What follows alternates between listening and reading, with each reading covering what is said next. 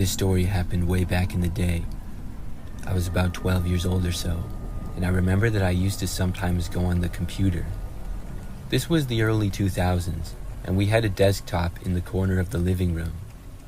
Mostly I would play games on it, but I would also go on the internet and play games or go on websites for kids or teens. One time when I was at a friend's house, she showed me a chat room where she would talk with random people. We had a fun time just messing around and talking to people, making jokes and stuff. So one time when I was at home, I was bored later at night and I went into a chat room. I don't even remember exactly what the website was, but I entered the chat room and I started talking with random people. Nobody in the chat room could see anybody else. I remember that I started talking with this one person. I don't remember everything in the conversation that was said because it was so long ago, but I'm pretty sure that there was just some basic talk in the beginning. Then I remember that the person asked me where I lived. I told the person the state and city that I lived in. The person asked me where in the city. I didn't give out the exact address, but I gave a little bit more specific detail. I know this sounds really stupid, but this was a long time ago. There was no social media back then, and I was also very young. I didn't really think that it was that bad or that anything would happen. We talked a little longer, but this person started to ask me some weird questions. At that point, I decided to leave. I was feeling kind of creeped out. I went off the website and then I started playing some games instead. After a while of that, I got tired and I went to bed. The very next night, I found myself in a similar situation. It was later at night and I was still awake. My parents were asleep, so I was the only one that was still up.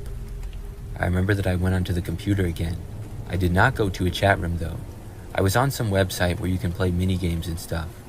Out of nowhere, I remember I heard the sound like somebody was walking up to the front door. The door happened to be just a few feet away from the computer where I was. I looked over, but you couldn't really see anything out of the small window at the top of the door.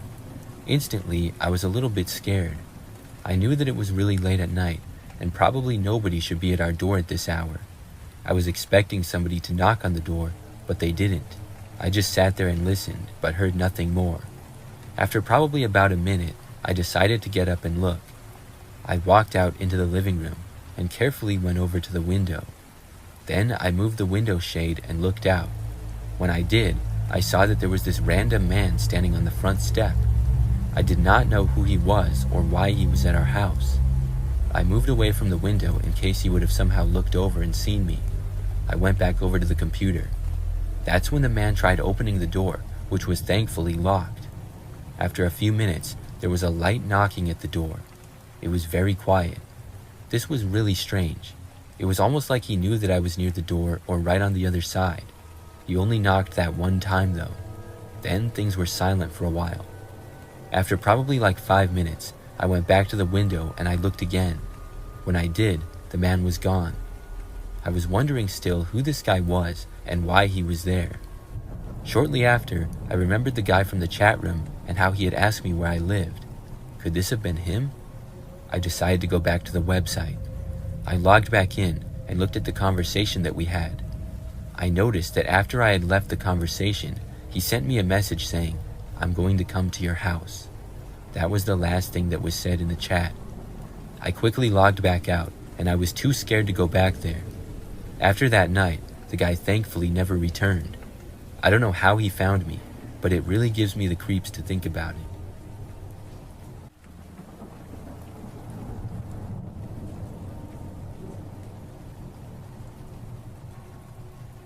When I was younger, I used to work the night shift at a gas station on the edge of town. Overnight, it would usually be pretty dead. The gas station was not off of a major highway or anything like that, so overnights I would usually be the only person there for a great deal of the night. I didn't mind because I could just chill behind the counter and listen to a podcast or something like that when the place was empty. On one night, it was probably about 3 o'clock in the morning, and we hadn't had anybody get gas in about 30 minutes at least. I was standing behind the counter when I noticed a car slowly pull in. We only had 4 gas pumps and a small parking lot, and the car pulled just between the 2 pumps and sort of just sat there. I assumed whoever it was would just get some gas, and then I noticed another car pull off the road and up to the other one. They both sat there in the parking lot sort of next to each other for a little while. Then the windows rolled down on the two cars, and I saw the drivers were both wearing ski masks. This is when I got sort of concerned. They were not getting gas and appeared to just be talking to each other. Finally, I saw their doors both open at the same time, and both men got out. When they did, they both started heading towards the store where I was sitting behind the counter. As they walked towards the door, I looked at the man reach for his side, and it appeared to me that he possibly had a gun. I was terrified. I ducked down, and while crouched over, I ran for the back of the gas station where the bathrooms were, and then ran inside one of the bathrooms and locked the door behind me.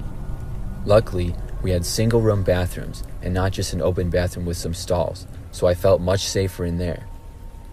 Just about the same time that I got inside the bathroom, I heard the door to the gas station being opened. I sat on the ground next to the door and tried not to make any noise. I heard the men walking around the store and could hear them say a few words to each other but couldn't make out what they said. Then I heard some louder noises as if things were getting knocked over. I did feel kind of bad for just running away, but if these guys did in fact have weapons, I was no match for them, and I felt much safer locked in a bathroom than out there with them. Eventually, I stopped hearing the men and realized they must have finally left. I waited several minutes and then slowly opened up the bathroom door and peeked out. As soon as I did, I noticed that both of the men were still inside, and as soon as I looked out, they looked right at me. I saw one of the men was about 30 feet away from me. His mask had been lifted above his face, and I had a better look at him. I immediately shut the door once again and saw the men start towards me as I did. I heard one of them tell me to come out if I didn't want to get hurt. What I did instead was take out my phone and call the police. At this point, I didn't care if I was hurt because the men already knew that I was in there. I spoke to the police and yelled as loud as I could that I had called them at the same time. The men stopped telling me to get out at that point, but I did hear one of them try the door handle to open the bathroom. I kept the police on the line, and they said they would be there shortly. I stopped hearing the men after that once again, but I didn't dare open the door. I waited for what felt like forever, but at last the police showed up, and I finally came out once I heard them. When I did, the men were gone, and the gas station was somewhat messed up. The cash register had been broken, and several other items were stolen or on the floor. I spoke with police for a while, and then stayed there for quite some time. After reviewing security footage, it was determined that the men did in fact have guns, which looking back makes me more scared and all the more lucky I was okay.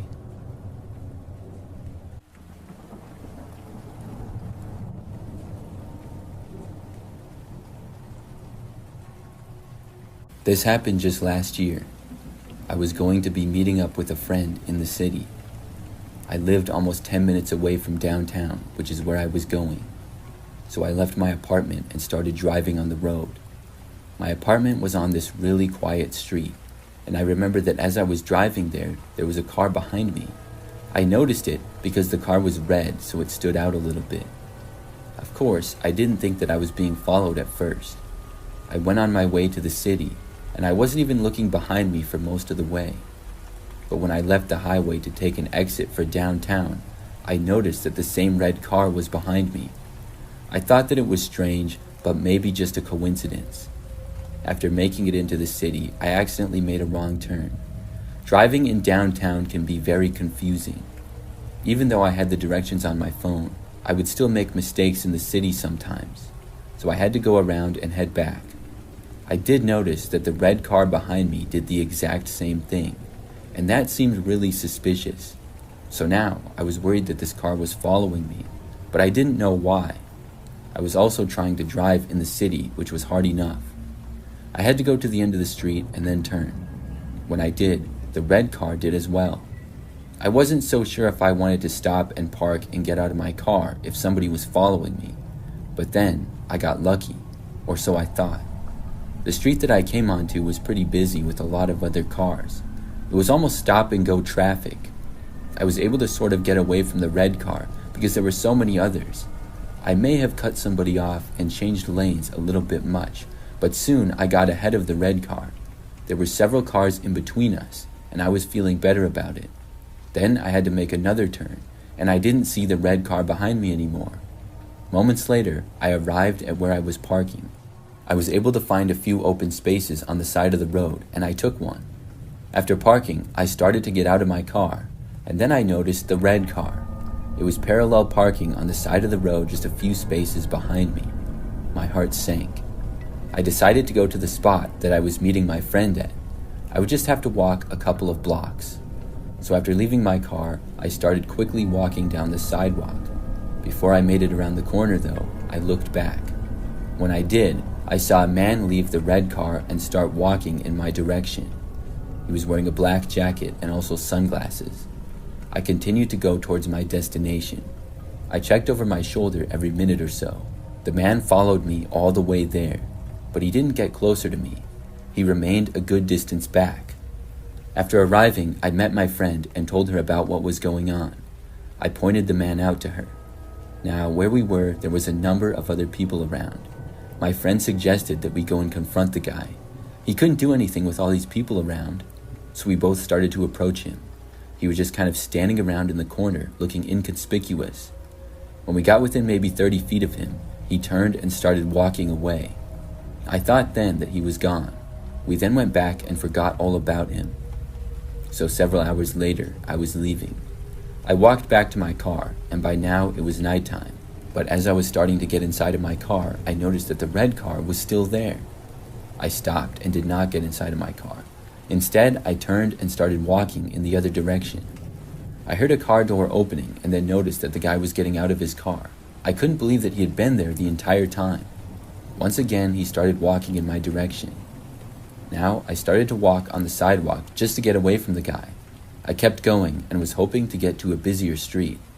The particular sidewalk that we were on was now quiet at this time of night. The man stayed a ways back. I turned a corner and reached a slightly busier street, and that's when I saw a police car. It was parked on the side of the road with an officer inside of it. I walked straight for the car. When I arrived, I said hi to the officer and told him what was going on. I looked and noticed the man going back around the corner. The police officer then walked with me to my car. When we got near, the red car drove away. After that, I was able to get home without being followed, and I haven't seen the guy or the red car since. I still don't know how to explain it. I'm not sure why he was following me. It was very creepy.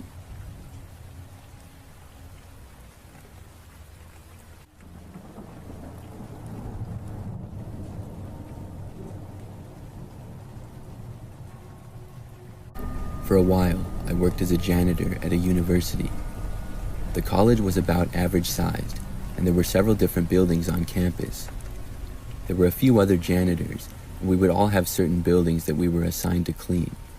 That would change as well, so basically I would just do as I was told. When I worked, it would mostly be the afternoon into the night. I would get off at like 10 or 11 p.m. oftentimes. One night, I was working in one of the buildings that had classrooms in it. It was at the west end of campus, sort of on the edge. I got inside the building in the evening, after all the classes for the day were completed. There were still a few students around studying and such, but not very many. As the night went on, there would be less and less. Most of the time, things were very similar from one building to the other. I started cleaning some of the classrooms, and it would take me a while. By probably 9 o'clock at night, there was nobody there at all. I had cleaned quite a bit, and I was just going to finish in the building and then be done. I had about 2 classrooms left. Now, the building had several different hallways, lounge areas for studying, and then offices. I was making my way down one hallway when I heard footsteps up ahead in the distance. They were going to the direction of the classrooms I was going to be cleaning, and I was walking towards them. As I did, I saw a man walk into my view from around the hallway. Then he kept going. Soon he went out of my sight. I didn't think too much of it because he was a long ways ahead of me, and I assumed that he was just a student. It was unusual for people to be here so late, but he was probably just doing some late night studying. So I kept going to the classroom that I was going to work in, and I arrived about a minute or two later. When I opened the door and went inside, the lights were off. After turning them on, the room appeared to be completely empty. I had my cleaning cart with me with lots of supplies. I began taking some things and was going to start working. Out of nowhere, though, I heard a noise coming from my left. I looked over and saw that there was a man running towards me at full speed. It was the guy that I had seen just minutes earlier. and now he was aggressively charging me. I barely had any time to react. The only thing that I was able to do was move back and try to get to the door. As I was doing this, the man reached me. I felt him grabbing at my arm, and then he hit my back a little as I was moving away. Then he crashed into my cleaning cart, knocking it over, and the man fell over as well. I was able to get away from him and leave the classroom, but I could see that he was getting up to chase after me. I ran down the hallway and found a door that was a bathroom. I got inside quickly and then locked it. The man got there about 10 seconds later. Looking back, I should have tried to leave the building, but I wasn't very fast and thought that the man might catch me if I left. He tried opening the locked door and then started banging on it. Luckily, I had my cell phone on me and I dialed 911. As I got on the phone with the police, the man was still ruthlessly banging on the door. I didn't know what on earth his problem was. He continued to try to get in the door, and I didn't say anything at all. I was worried that the door would break, even though it was pretty strong. It seemed to be holding up pretty well though. The man did not let up and continued. The more he hit it, the more the door seemed to shake. But I soon heard the sound of other people in the building, and I knew that it was the police. Before I knew it, they reached the man and stopped him from trying to get in. They left the building with him, and I came out to see several police officers standing around. I found out that the guy wasn't even a student at the university. I still don't know why he tried to attack me and then chased after me. I don't know what his problem was. Clearly, he was dangerous. He must have hidden the classroom, but I don't think he knew that I would go in there. Maybe he was mad at me for entering the room. I still don't know. But after that, I never had any experiences like that. I worked at that school for about another year, then I moved on. That was the most memorable moment from my time there.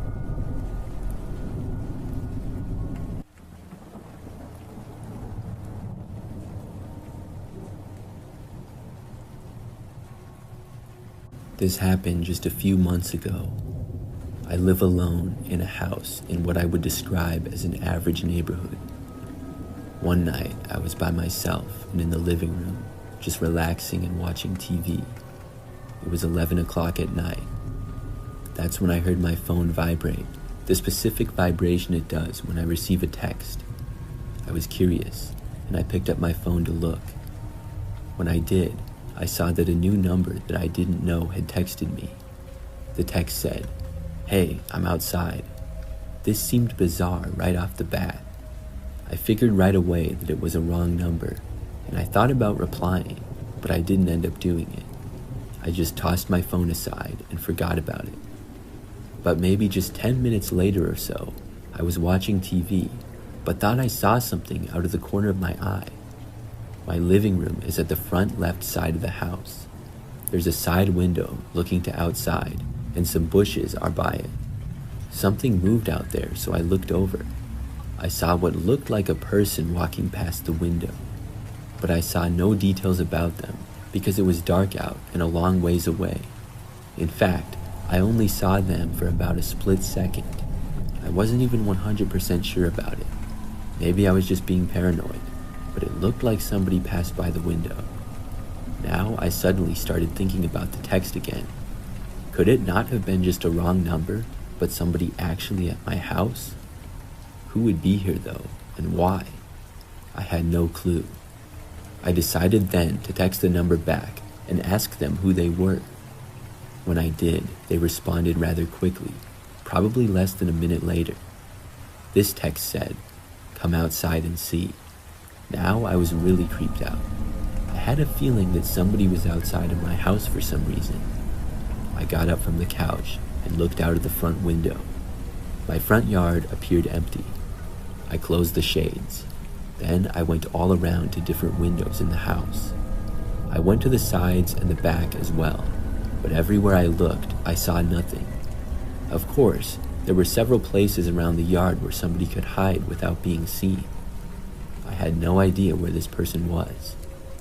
I walked back into my living room, and just as I did, heard a knock coming from one of the back windows.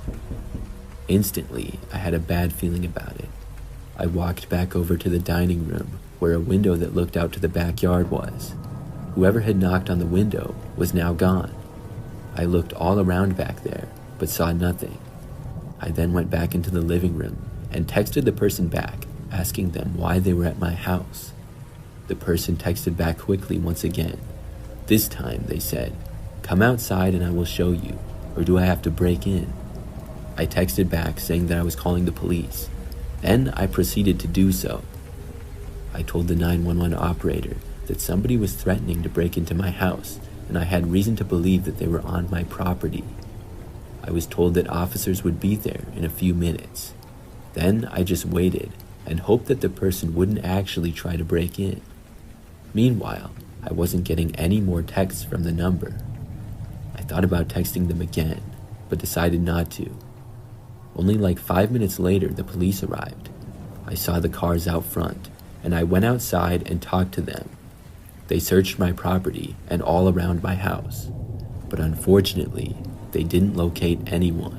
But as the police were still there, I got another text from the number. It said, "I can see the police there, LOL." I showed it to the police, and they looked around the street a little, but couldn't see anyone. They looked around for probably 20 more minutes. The person was never found. After that, they left. I was really creeped out by this, but luckily and surprisingly, I didn't get any more texts. I also didn't see any more creepy things outside. Looking back, I still don't know who it was. Sometimes I think that maybe it was one of my neighbors. That seems sort of far-fetched though. I still wonder about it.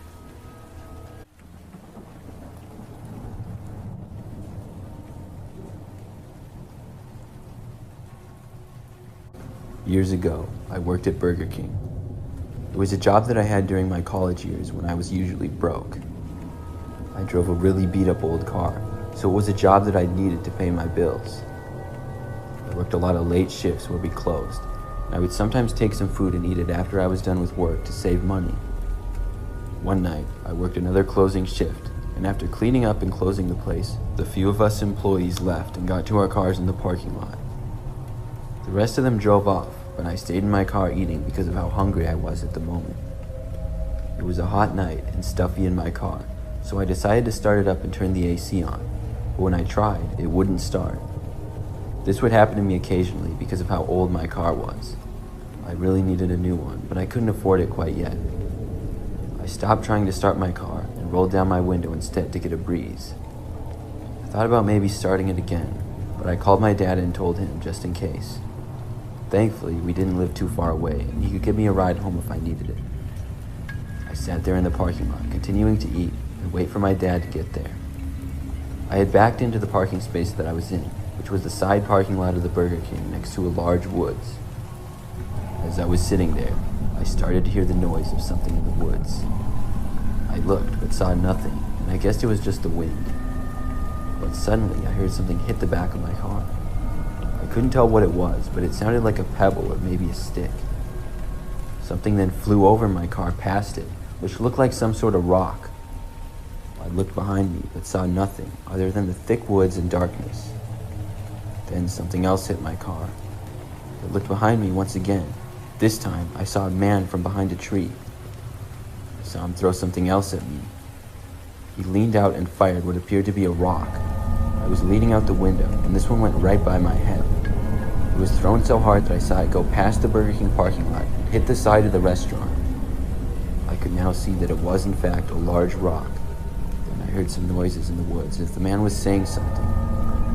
He sounded angry, but I couldn't make out any of the words. I looked in my mirror and saw the man take a step out from the woods and start to walk towards my car. I was desperate and scrambled to start my car again, hoping that this time it would work. Luckily for me, this time the car just barely started up. As soon as it did, I sped out of the parking lot and left. I was able to get away and called my dad telling him not to go to Burger King anymore. The next day, I learned that the windows of the Burger King had been broken and we were closed for a whole week while they fixed it. I guess whoever was in the woods was throwing rocks and went and broke the windows after I left. I'm just glad that they didn't hit me.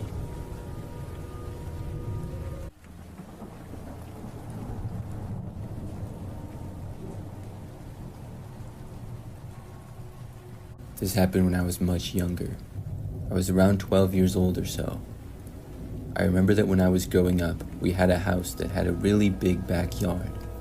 It was so large that there were several acres of dense woods beyond our little open area. We would often have all kinds of wild animals pass through the backyard, but by far the kind that we would see the most was deer. I would also go out into the backyard all the time because I was a pretty active kid and I enjoyed being in the outdoors. I didn't go very far into the woods much, however, though, because it was so dense and large.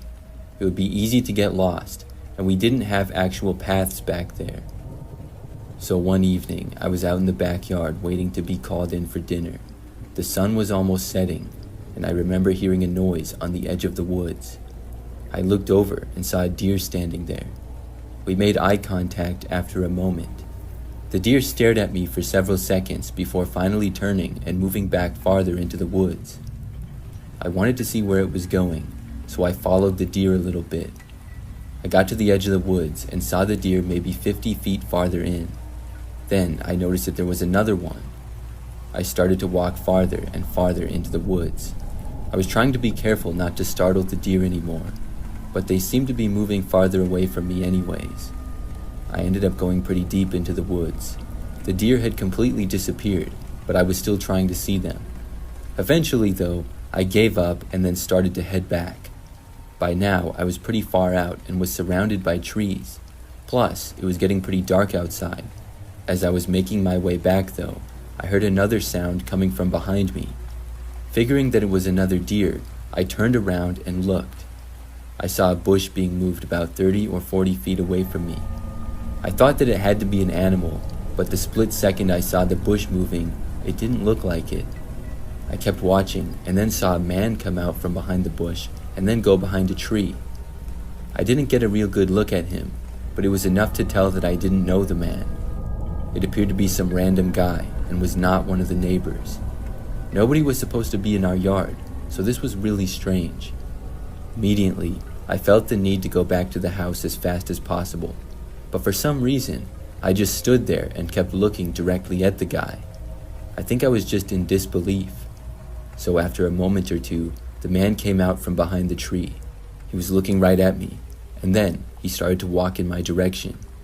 I turned and started sprinting back for the house. I ran probably as fast as I ever ran before. I did not bother to look back and see where the man was at this point. Soon, I was luckily able to make it back to the open part of our backyard. I kept running and then made it to the house and went inside. I locked the door and then quickly found my parents. I told them about the guy, and we then looked out of all the windows. The man was nowhere in sight. He must have stayed in the woods. My dad then went outside to look around, and even went a short ways into the woods. He came back and said that he didn't hear anything, and even called out asking if anybody was there. He also didn't see the man and said that the guy must have left, probably realizing that he shouldn't be here. I felt much better knowing that I was safe and inside. The rest of the night was fine, and I went to bed around the time that I usually did. However, before I fell asleep, I was lying in my bed, and I had my window open a crack to get some cool air inside. I heard the wind and the sound of crickets, but then I heard another sound. It was somebody walking out in the yard pretty close to my window. I looked over and at first saw nothing, but then a man came into view. The same man who I had seen in the woods earlier. He started walking right up to my window. Somehow, I had the awareness to quickly run over and shut the window and lock it. The man literally walked right in front of my face on the other side and looked at me. It was a terrifying moment, but I'm so glad that I closed the window. Then, I bolted out of the room. Luckily, my parents were still awake and in the living room. I told them about the guy. They came into my bedroom, but the man was gone by then. Once more, my dad went outside into the yard. Except this time, we called the police as well. They came out and did a search of the property, but couldn't cover the entire woods because it was pretty large. The man was able to get away. I slept with my lights on and windows covered for weeks, but luckily the man never came back and I never saw him again. Thinking about that experience still gives me the creeps. I'm really glad that I was able to close my window on time though.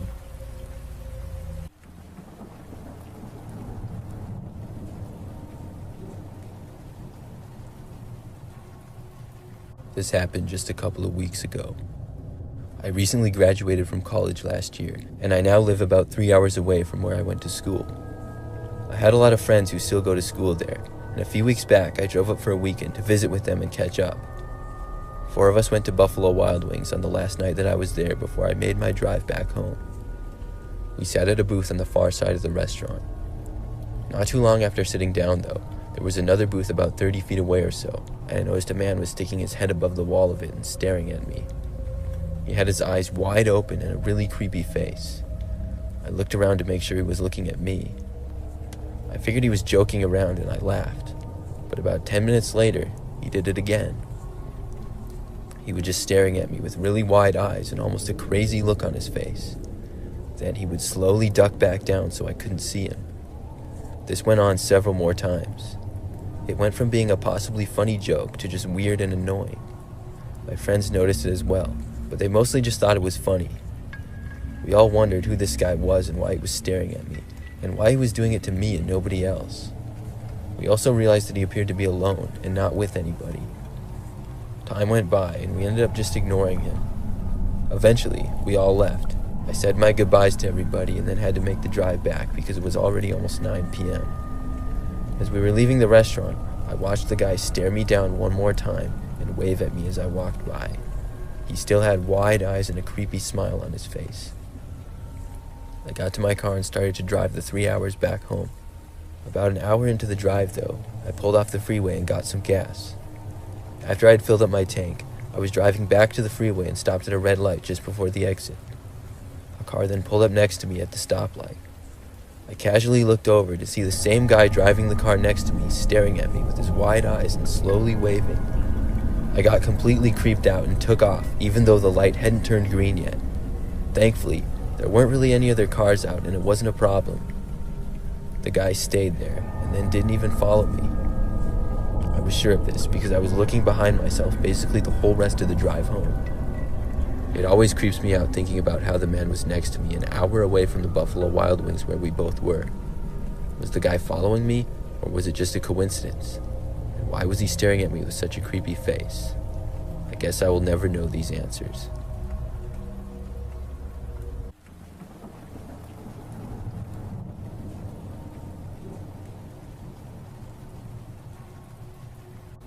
A couple of years ago, I was out mowing the lawn one day.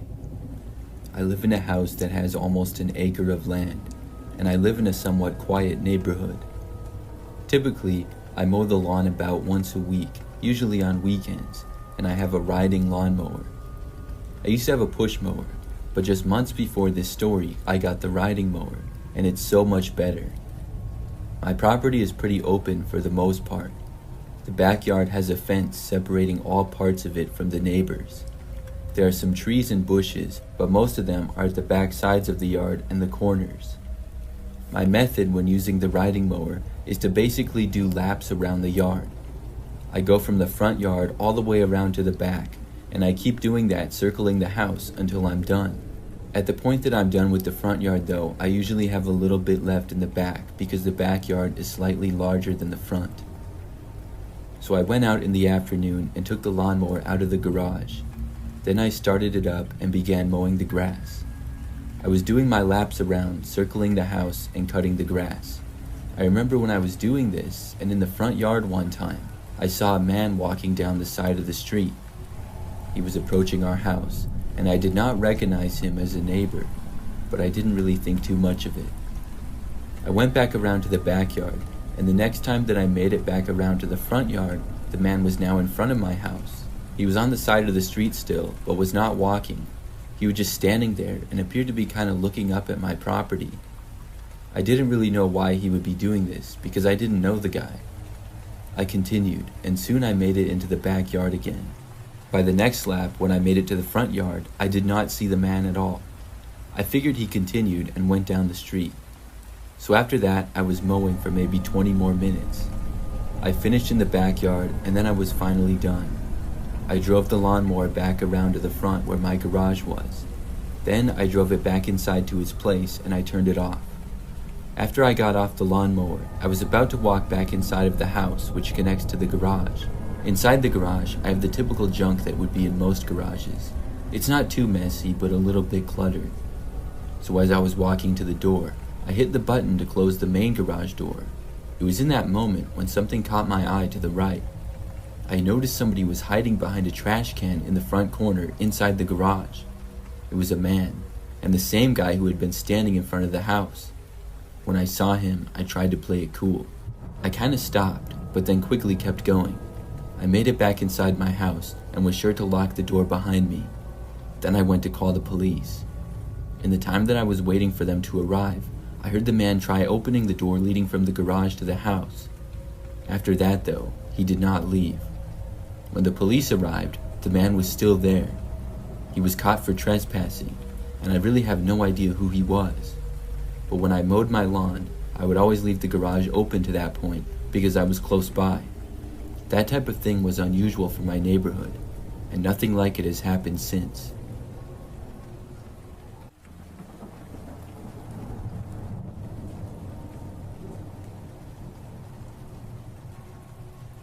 This happened roughly 5 years ago. I was at Baskin-Robbins one night and went inside to get a shake. The location was about 10 minutes away from my house, in a little shopping area where I went all the time. I would guess it was about 8 p.m. or so. I know that it was nighttime, and not really anybody else was there. I ordered, and was standing inside waiting, when I noticed a man through the side of the window of the building. It looked like he was walking on the sidewalk and towards the front doors. I remember expecting him to come inside the doors, but instead, he just stopped and kind of pressed his head up against the window for a second and looked inside. Then he walked away. I thought it was a little bit weird. I could see that the guy had a long beard and wore sunglasses and kind of beat up clothes. It looked like he was homeless to me. I went on my phone after that for a minute or so. When I looked over again, the guy was gone completely. My shake was done within the next minute, and I picked it up and left. I walked out the door and was headed to my car, but immediately after exiting the building, I saw the homeless guy again. He was standing next to the building on the sidewalk, but farther down. He said hey to me and started walking in my direction. I looked over and waved, but really didn't want to talk to the guy. I just wanted to get to my car. The guy came up to me and I could see that he was limping. I kept on walking to my car and didn't stop. He basically followed me all the way over there. He said hi to me again and asked if he could talk to me for a minute. I asked him how I could help him, and he told me that he was homeless and had just sprained his ankle earlier that day. I said sorry and thought maybe he was going to ask me for money or something. Instead, the man asked if I would be nice enough to drive him to the McDonald's down the road. I looked and saw the McDonald's. It wasn't too far down the street at all. It was just across a busier street and then like 3 businesses down from where we were. I had a bad feeling about it, and I didn't know this guy. I just really didn't want to give him a ride. I wanted to help people, but something about this guy just seemed way too sketchy. I told him sorry, but no, I was really in a hurry and was going in the opposite direction. Of course, I made up the second part. I wasn't in a hurry, but I felt like I needed to give the man a good reason. He asked again, and I just told him no and I couldn't do it. Then I got inside my car. I felt really bad, but I didn't want the guy getting in my car with me. He just seemed sort of creepy. The guy stood there right next to my driver's door for a few seconds, and then slowly walked away.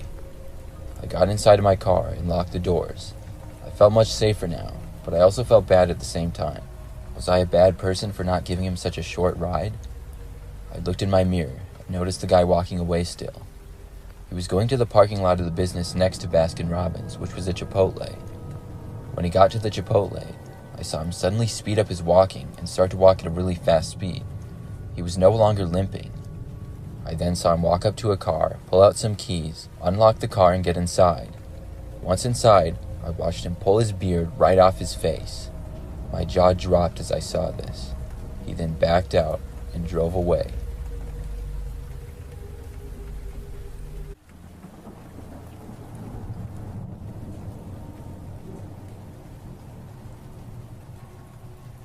This happened about 5 years ago. I've always liked fishing. I'm not the greatest in the world at it, but I've caught some fish that I'm proud of over the years. I really enjoy getting out to different lakes and fishing, but I like fishing on my property the most.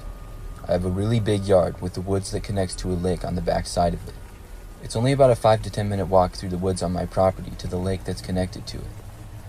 One day, I went out early in the morning before the sun was up to do a little bit of fishing, I had a little dock on the lake, and I did have a boat, but on this day, I was just sitting at the end of the dock fishing in the little chair I had out there. It was a very relaxing morning, and the sun would be coming up shortly.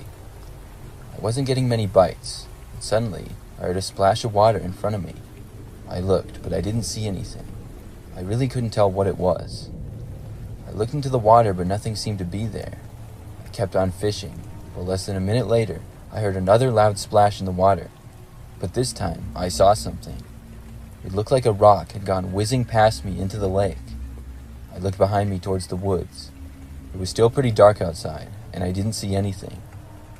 I remained looking there for several minutes, and even called out asking if anybody was there. Nobody responded, and I didn't hear any more noises. Still, I wondered how a rock would seemingly be thrown in my direction.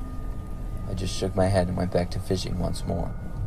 My property was pretty large, and I didn't have any neighbors close by, or a park or anything like that. There was really no reason why anybody else should be out here other than me.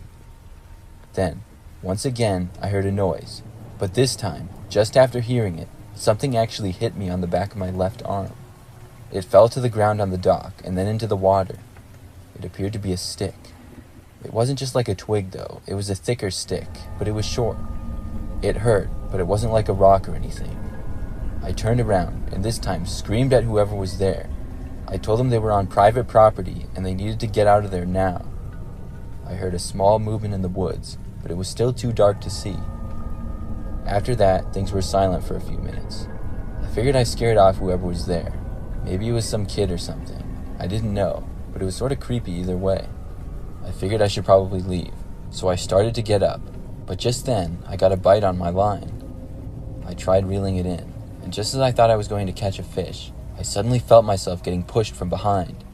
I fell to the ground and was about 1 foot away from falling off my dock and into the water. If I hadn't been standing up and taken a couple of steps back to try to reel in the fish, I would have fallen right in. It was a cheap shot, and I didn't see it coming. When I was on the ground, I looked back. I just barely saw somebody disappearing back into the woods. I couldn't tell any details of them. I got up after this and packed up all my stuff, then headed back. I wasn't going to stay out there any longer with someone seemingly trying to kill me. As I walked back through the woods, I would occasionally hear noises throughout. They seemed to be in different locations every time. I finally made it back to my house and went back inside. I didn't go back out to the lake for a few days after that. I have no idea who was out there or why they were trying to hurt me. Like I said, it's a private property, and luckily, I haven't had any problems since that day.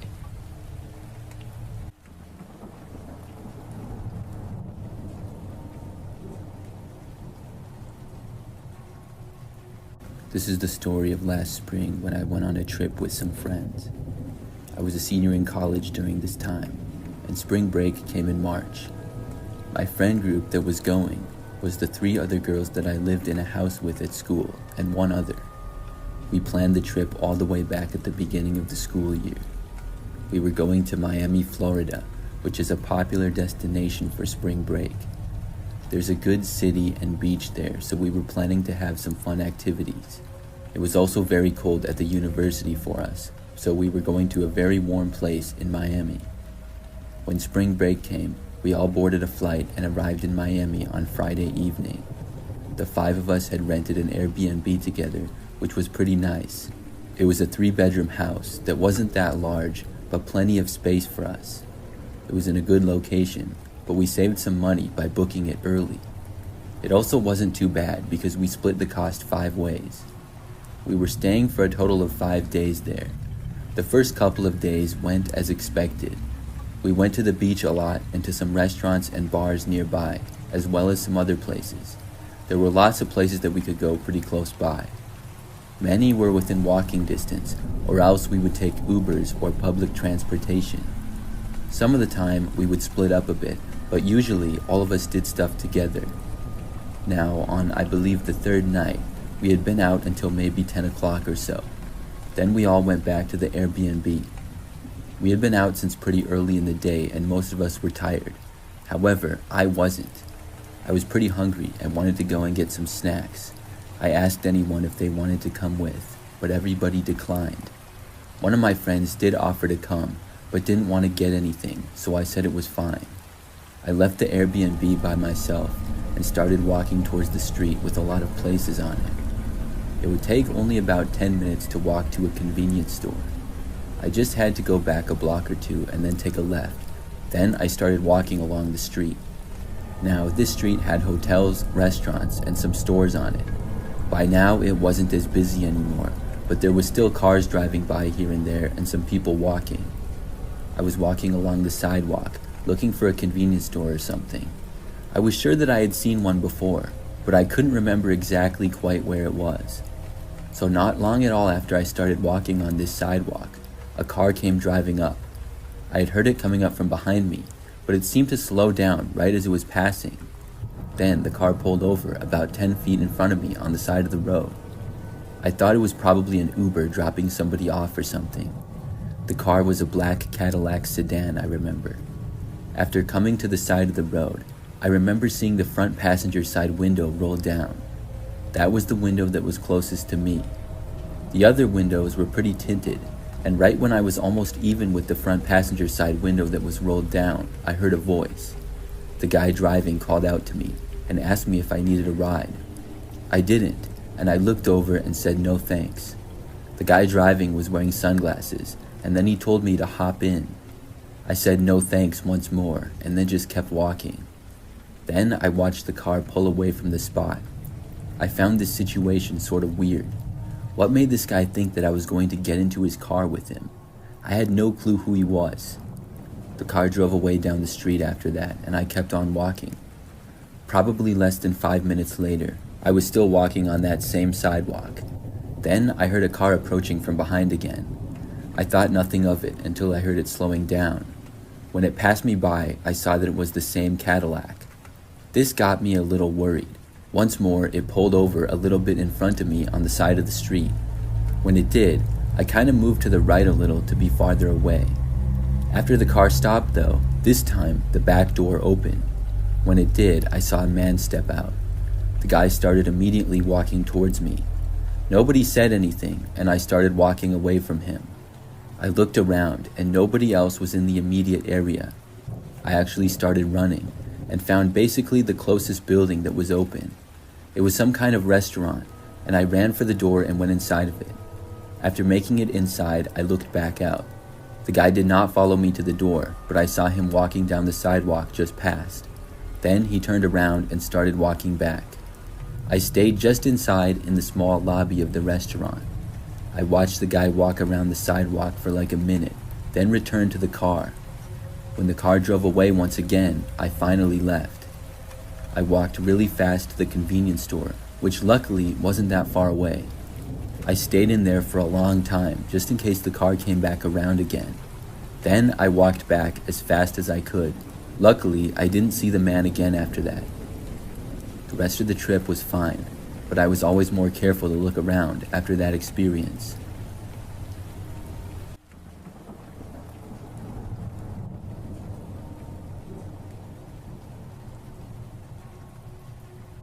I used to be a janitor for a high school. It was a job that I only had for about a year, and this was back in 2019. The job was not too bad, but I moved on to other things later. For the most part, when I worked as a janitor, I would work overnights in the high school and typically was all by myself. I would start at 9 o'clock at night and get off at 5 o'clock in the morning. The high school was large, but not so big that I couldn't manage it. With all that time and the whole place to myself, I could clean everything that I was supposed to. A few times, due to events on the school campus, there were some people there around the time I started, but they would usually be gone within an hour or two. I would do the things that you would expect: mop floors, vacuum, sweep, and maintain the bathrooms. Not every room in the school required attention daily, so it's not like I was cleaning every single classroom every night. I would even have some downtime where I would just go on my phone or whatever. It was honestly a decent job. The only downside was that I had to be nocturnal and work overnights and sleep during the day. The other downside was that I was all by myself all night in a school, which sometimes felt sort of creepy. Most of the lights would be off, and a lot of them were motion-detected lights, so they would turn on when I went near them. One night, I was working in a random hallway cleaning the floors. It was probably about midnight or 1 a.m. I remember that I thought I heard footsteps coming from not that far away. I looked over, but saw nothing. Now, the footsteps might not have been in my sight and come from around the corner. I walked over, wondering who was in here. As far as I knew, I was all by myself, like always. When I made it to the end of the hallway, I looked around, but saw nothing. I went back over to where I had been and continued work. Maybe I had just imagined it. I wasn't 100% sure because it hadn't been very loud. But probably 10 minutes later, I heard footsteps again. This time, I knew I was hearing it. I looked to the end of the hallway, and when I did, saw a man walking by. I only saw him for a couple of seconds because he walked past the hall to another. He was only visible for a short amount of time. I could tell that it was a man though, and seemingly an adult. But beyond that, I couldn't really tell any details because he was kind of far away. I started walking over and called out, asking who was there. Nobody was supposed to be in the school at this time. Nobody answered me when I called out though. When I got to the end of the hallway and looked, he was gone. There were other hallways that he could have gone down though. I walked a little ways farther looking around and asking if anybody was there. But I saw no one and didn't hear anything either. After that, I wasn't really sure what to do. I just ended up going back to work where I had been. Some time went by, and eventually I moved into another hallway. Probably 3 hours or so after the last time I saw the guy, something else happened. This time, I was facing the end of the hallway, and out of nowhere, I heard this noise behind me. I couldn't really tell what it was. I turned around and looked back, and saw a basketball rolling right in my direction. It went past me and hit a locker. When I looked up to where it had been rolling from, I didn't see anybody. I suspected that whoever was in the building stood at the end of the hallway that I was in and rolled the ball towards me. Then they moved away out of my sight, but why they did it, I had no idea. I picked up the ball and walked to the end of the hallway to where it had been rolled from. I called out once more, asking if anybody was there. Still, nobody answered me. I stood there in silence, looking around for like 5 minutes. I didn't see or hear anything at all. Somebody was messing with me, but I didn't know why. I mean, they weren't even supposed to be here in the first place.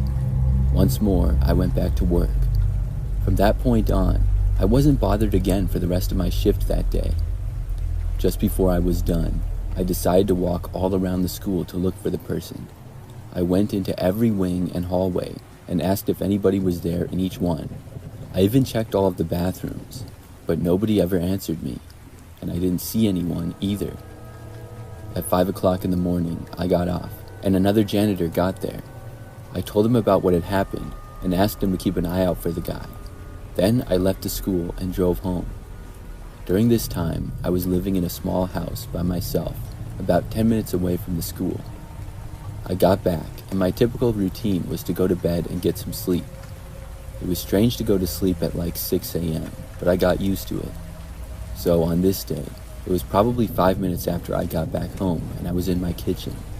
That's when I heard a knock on my front door. Instantly, I was confused. I walked over to the living room and looked out of the front window. Nobody was there. Just off in the distance, I saw a guy walking down the street. I saw him for just a second or two before he went out of my sight. It looked like the same guy who had been inside the school. I was so creeped out. I didn't fall asleep for hours. But luckily, the man never returned. And after that day, nothing like that happened in the school ever again either. I still wonder though, who he was and what he was doing.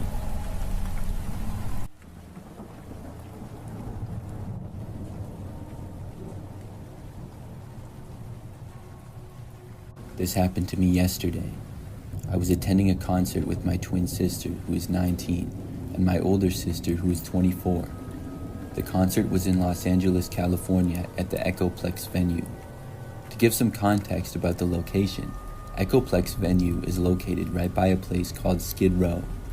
This area is full of homeless people and drug addicts and is not in the best location. Since the concert was located in a bad area, my protective mom drove us there. She also brought a taser and pepper spray with her just in case something happened. I will later explain how this is relevant to the story. The concert was supposed to start at 7, and there were no assigned seats, just standing room only. So my sisters and I wanted to get there at least 3 hours before to wait in line so we could get the best spots to stand at. To describe the layout of the venue, the entrance of the venue was located in an alleyway. It was pretty evident that we were the first fans there. So we got there through the alley and pulled up to the entrance and asked one of the security guards where they wanted us to start the line. He told us that he wanted us to start the line on the sidewalk and pointed to the entrance of the alleyway.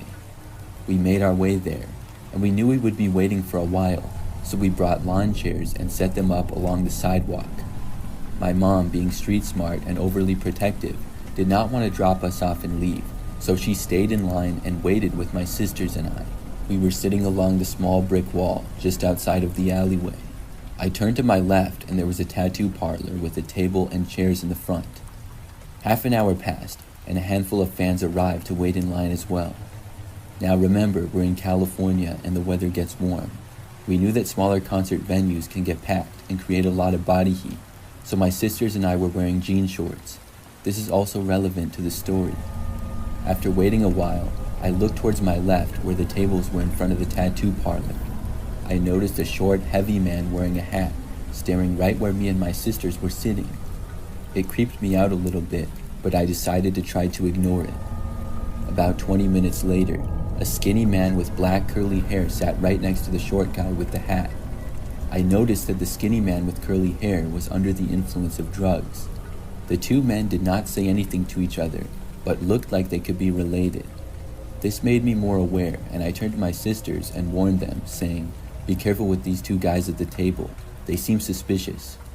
I tried looking forward to the concert, but I was terrified as I noticed that now the skinny man was starting to look at me from the table.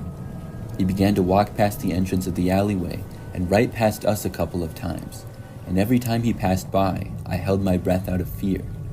Even the short guy with the hat would get up from his seat occasionally and stand right by us and was talking with someone on the phone.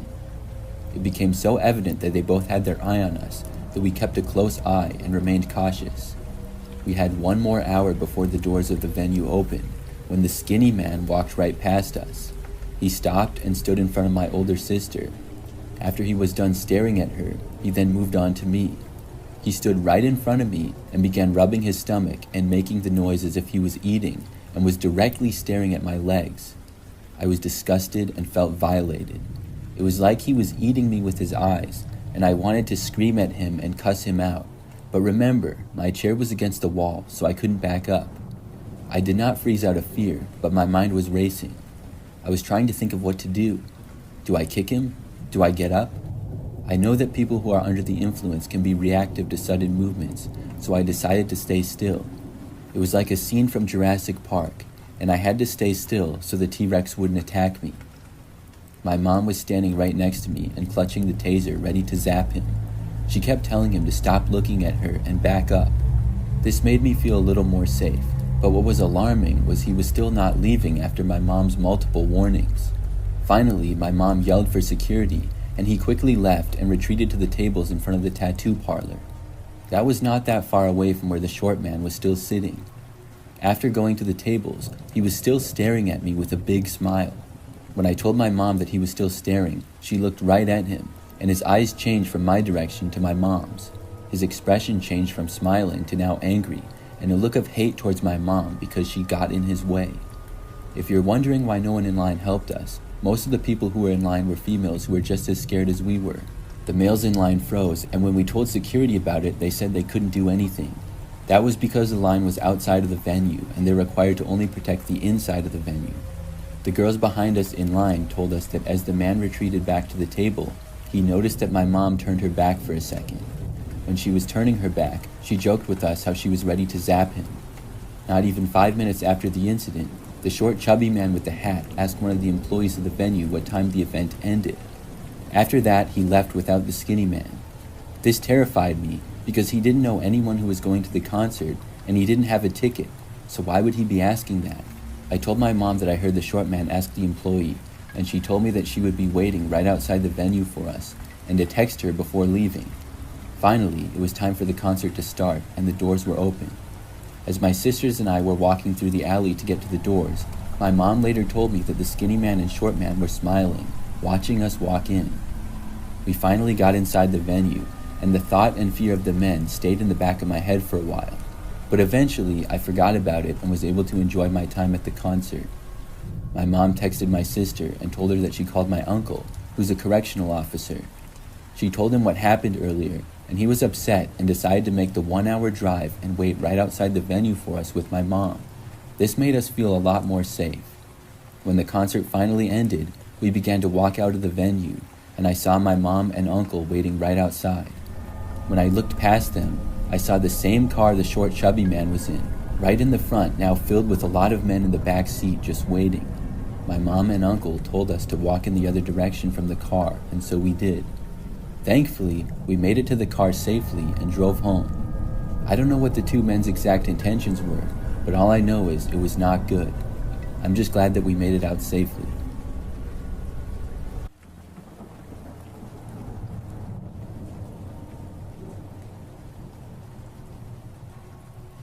This happened several years ago during a road trip back home from Ohio. I was about 5 hours into my drive, and I was tired and thirsty. It was pretty late at night, which made for smooth sailing on the freeway, but eventually the gas light on my car came up, and I figured it was time to fill up at the next stop. When I got off the freeway and into the next available gas station, I could see right away that it wasn't the nicest of areas. Some buildings were deserted, and others were in pretty rough shape. I got out of my car and pumped some gas. I looked to the store connected to the gas station and saw that there was a sign saying it was open. After I got some gas, I decided to go inside and get some water. When I walked in, I noticed that there were bars on the doors and bars on the front of the counter as well. I wandered to the back end of the gas station and saw a man standing in the back corner. He wasn't really doing anything other than just looking at me. I walked over to the waters and picked up 2 of them. I could sense the man watching me for the entire time as I did. He was wearing a big jacket and a winter hat, even though it wasn't really cold outside at all, and the way the man was looking at me just seemed really strange. I wandered through a couple of aisles to see what kind of snacks they had, and as I did, the man slowly walked along the back end of the store, staring at me the entire time. I decided to go over to the counter and pay for the water. The man didn't directly follow me, but he remained looking at me the entire time. After I bought the water, I went outside and walked back to my car. I was looking to get out of that town because it didn't seem all that nice to me. As I got into my car, I heard footsteps behind me. I glanced behind and saw the man who had been staring at me walking after me, and he seemed to be walking at a pretty fast pace, and quickly locked the doors to my car and then started the engine. About as soon as I could, I drove away and noticed a car pulling into the gas station slowly as I left. When it did, I saw the man who had been following me get inside of it. The car then made a sharp U-turn and began to follow me.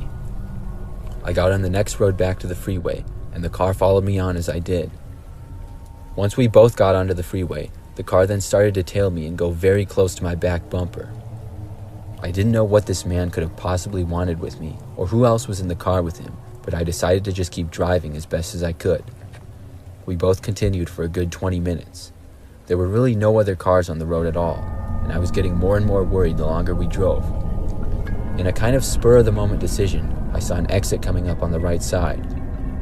I remained on the road until the absolute last second I could, and then suddenly swerved to the right and took the exit with just a little bit of distance to spare before I went off the road. The car tried to follow me, but couldn't quite make it and ended up staying on the freeway. I quickly made several turns and drove around that town for a while before merging back onto the freeway.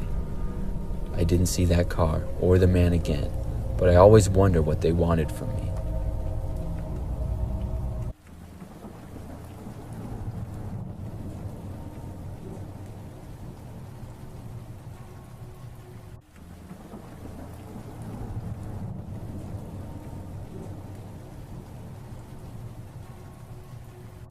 One time, I was working in an office building.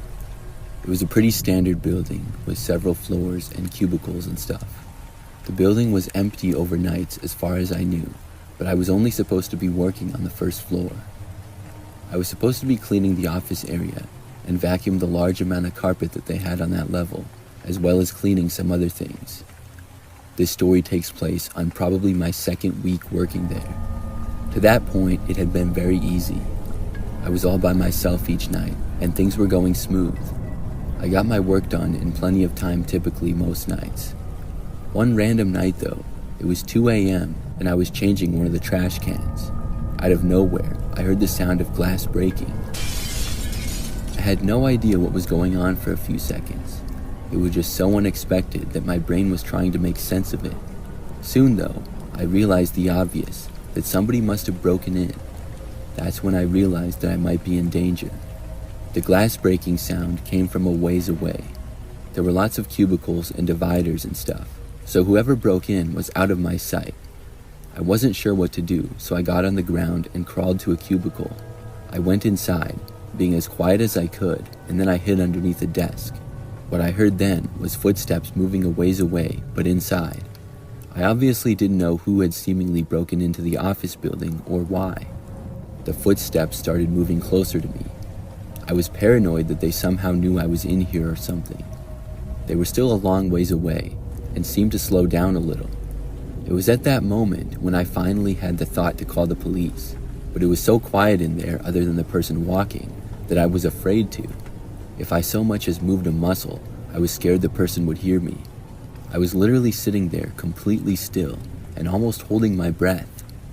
Whoever was in there seemed to stop and was still a ways away. I didn't hear much, but could tell that they were staying in the same area.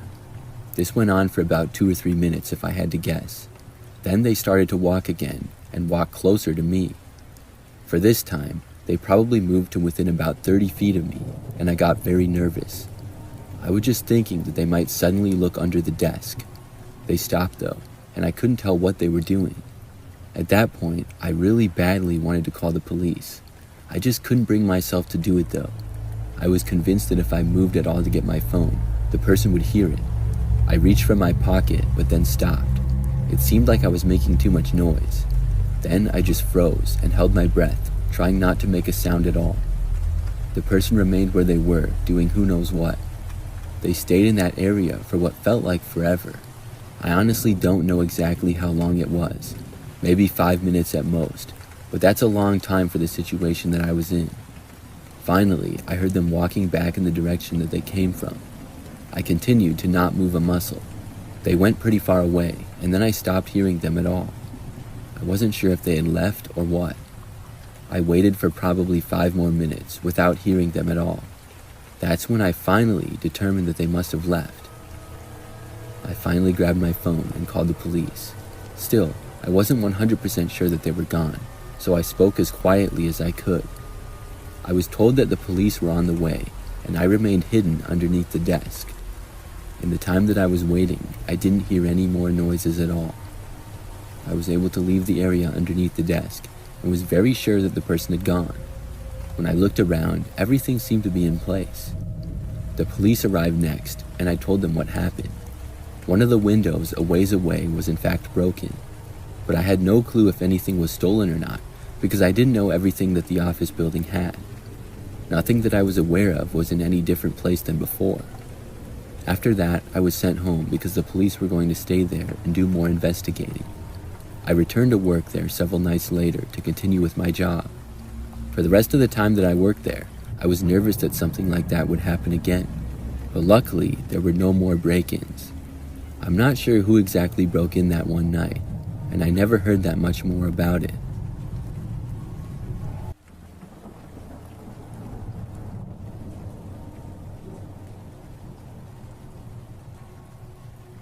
I'm a female and my name is Jessica.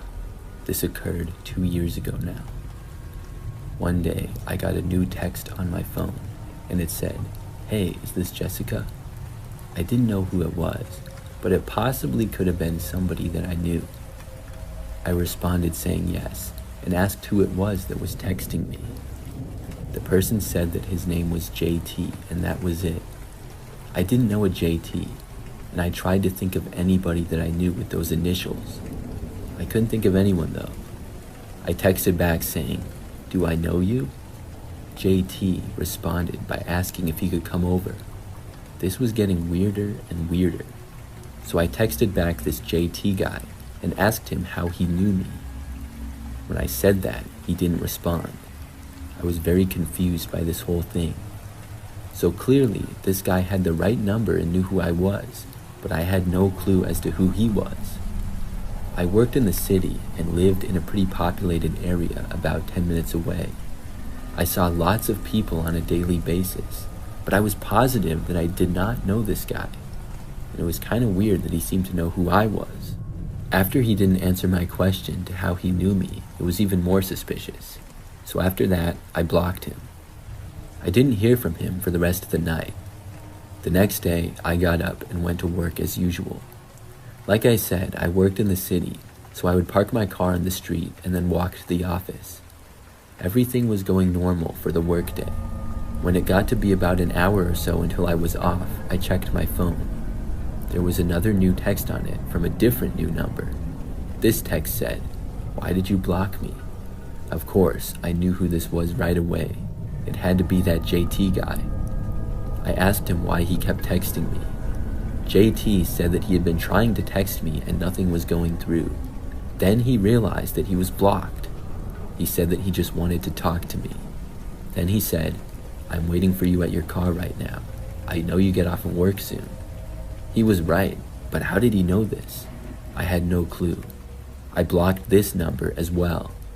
I was hoping that it was some sort of crazy joke or something, but I knew that likely it wasn't. When I got off of work that day, I left the office and was very careful. What if this JT guy actually was at my car and still there? I walked back to my car, which took just a few minutes. I got within view of it, but was still a long ways away. There was this man standing near it on the sidewalk. I stopped where I was and kept watching him. I was trying to determine whether this was just some random guy or if it was JT. The guy wasn't walking away and just looking around. I did not recognize him. Then he looked over into my direction and I saw him make eye contact with me. I looked away, but then I saw him start to walk over to me. He was a long ways away, but I knew that I needed to get out of there. I started walking down the sidewalk in the opposite direction as quickly as I could. I made it a few blocks and then saw a grocery store and walked inside of it. I was hoping that JT hadn't seen me go in. There was a decent amount of people out walking on the sidewalks and stuff, so there was a chance he didn't. I walked around in the grocery store for a few minutes looking around. I wasn't really sure what to do. I was hoping not to see JT anywhere. But then I saw a police officer who just happened to be inside of the grocery store. I approached the officer and told him about my situation. He said that he could walk to my car with me and see if JT was still out there. So we left the grocery store and I kept my eyes out for JT, but we didn't see him at all. Thankfully, I made it back to my car safely and then was able to drive home. I was glad that I made it back. However, JT had still gotten away and still knew where I worked. I just hoped that he didn't know where I lived. I lived in an apartment up on the 5th floor during this time. It was a pretty typical one-bedroom place. That night, at about 10 p.m., there was a knock on my door. I knew who it was right away. It had to be JT. I instantly took out my phone and called the police. I didn't even bother to look out the peephole or anything. I was that confident. A few minutes later, he knocked on the door again.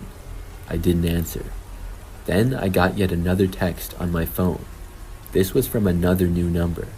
It said, "Open up the door. I know you're home." I didn't reply to it. I just hoped that the police would get there soon and that JT would not try to break in. About 10 minutes went by. I was in my bedroom, listening closely for any sounds. JT didn't knock anymore or anything. I figured that he probably left, but suddenly I heard some voices from the hallway. I realized that the police must have arrived.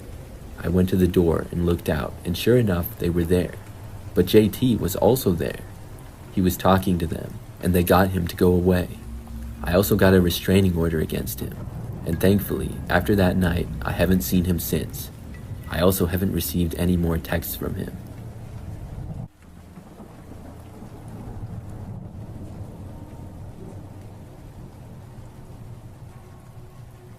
This happened back in 1996.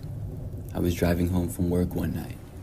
It was kind of late at night, and I lived in a house that was roughly 20 minutes away. So I remember that after leaving work, I was driving down the road and this car came up behind me. It was still pretty early on in the drive. However, I didn't suspect the car to be following me until maybe 5 minutes after this, when I turned 2 more times. The car remained with me. I'm not sure when this car started following me, if it was right when I left work or afterwards. However, I did not recognize the vehicle, and I didn't know who this could be. None of my coworkers lived by my house. This car was a white sedan, and it just looked pretty average for the most part. I really couldn't tell who was driving. I kept going back home, and I just hoped that the car would stop following me at some point. At first, I was thinking that this had to be a mistake. Maybe the driver of the car thought that I was somebody else, or maybe there was a chance that they weren't actually following me. By the time I had made it to my street, though, the car was still there, and my street was generally pretty quiet. So when I got there, I really didn't know what else to do, so I drove to my house. My plan was to go into the driveway, and then go inside and hope that nobody chased after me or anything. But when I reached my house, before going in the driveway, I slowed down significantly. When I did, the car behind me got right up really close. It became pretty obvious that they were likely going to pull into my driveway after me, so then I just stopped in the road. I didn't think that it would be a good idea to go into my driveway anymore. As soon as my car stopped, I saw in my rear-view mirror multiple doors to the car behind me opening. It looked to be just about every door except for the driver's. 3 men then got out of the car, and all of them at once started walking in my direction. As soon as I saw this, my instant reaction was to drive away. I hit the gas and started moving. The men were able to just about reach my car, but then they stopped when I was moving away fast enough. After that, the car behind me started to move forward towards me, but then it quickly stopped. Then the men raced over and started getting back inside of the car. I tried to use this to my advantage and drive as quickly as I could to the end of the street.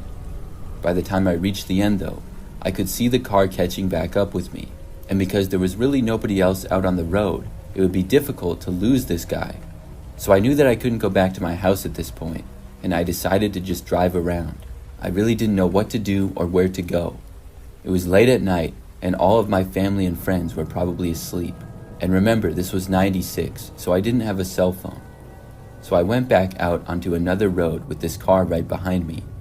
I was able to soon get onto a nearby busier road, but there was still nobody else out driving. The car with at least 4 men in it was staying right behind me.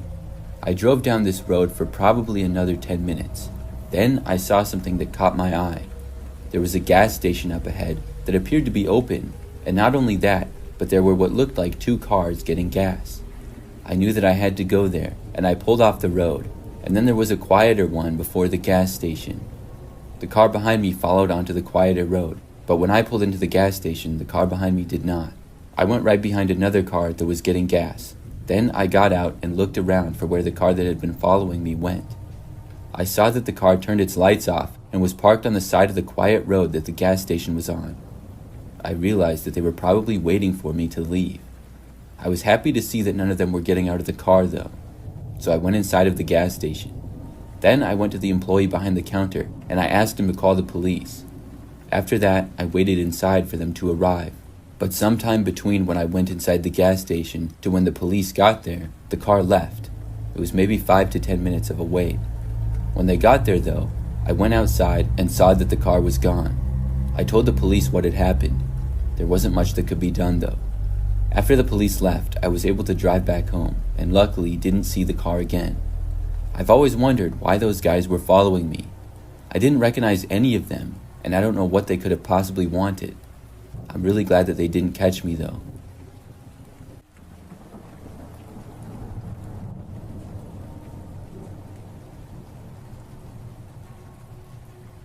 "6 years ago, I worked at a Burger King. At the time back then, it was the only job that I could find in my area close to where I lived. I should mention I'm a female and I was recently out of high school. Working there was okay for the most part. Some of my coworkers were pretty cool, but others were weird. One of those weird ones was my manager, Jason. I thought Jason was strange from the first time that I got a job there and was hired. I mostly tried to avoid him because he would always have weird conversations with people and give weird looks. He also added me on Facebook early on. He would post some really strange things. The guy just overall seemed odd. He never really did anything that crazy at work, but a lot of little things. I only worked at the Burger King for a total of 4 months. When I was able to find a different job, I quit and started working somewhere else. I think about 2 months after I left Burger King, I got home from my new job one night to see a car parked in front of my house. I didn't recognize it, so it was a little bit strange, but when I looked closer, I saw that the car was off and nobody appeared to be inside. I went inside after that. I lived with my parents, and by this time it was late, probably like 11 p.m., and they had already gone to bed.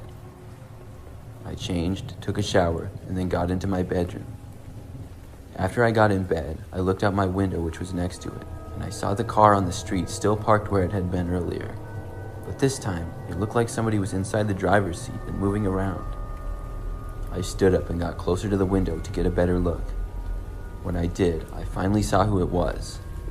The driver appeared to look right at me as I was looking out at them, and it was my old boss, Jason, from Burger King. We made eye contact for about a second, and afterwards, he looked over and I saw him suddenly start the car and then drive off. I couldn't believe my eyes. I hadn't been expecting to see him at all, and this was pretty creepy. The next day, I drove back to the Burger King where I had worked. I walked inside and found the person working behind the counter. Thankfully, it was morning time and not very busy yet, and I wanted an explanation for what had happened. I didn't recognize the person working and had never seen them when I was there. I asked him if Jason was there. The guy behind the counter shook his head and said he wasn't sure who that was. I then saw someone who I had been a coworker with named Chris. He walked over and said hi to me. I asked him if Jason was working. He told me no, Jason had been fired a month earlier. When I asked more, he didn't know exactly why he had been fired. All he knew was he didn't work there anymore. I told him about seeing Jason outside my house the night before. He told me that he hadn't seen Jason since before he was fired, but he said after I had quit, Jason talked about me a lot, and he found it creepy. I was really angry hearing this. I left and went back home, but I didn't really think anything could be done about it. It didn't seem like he had done anything illegal, because he never actually went into my yard. I was nervous that night, and I had a hard time getting to sleep, but thankfully, I didn't see Jason or his car. I figured I scared him off when I saw him the previous night. The next few nights, I didn't see him either. But about a week later, when I was sleeping in the middle of the night, I woke up to hear noises coming from my window. I was really dazed at first from being asleep, but quickly woke up when I saw the figure of a man taking up my whole bedroom window. I turned the lights on and screamed, and he quickly disappeared. My parents woke up from across the hall and ran in. We called the police after that. When they arrived, I told them everything. Luckily, Jason ended up being caught.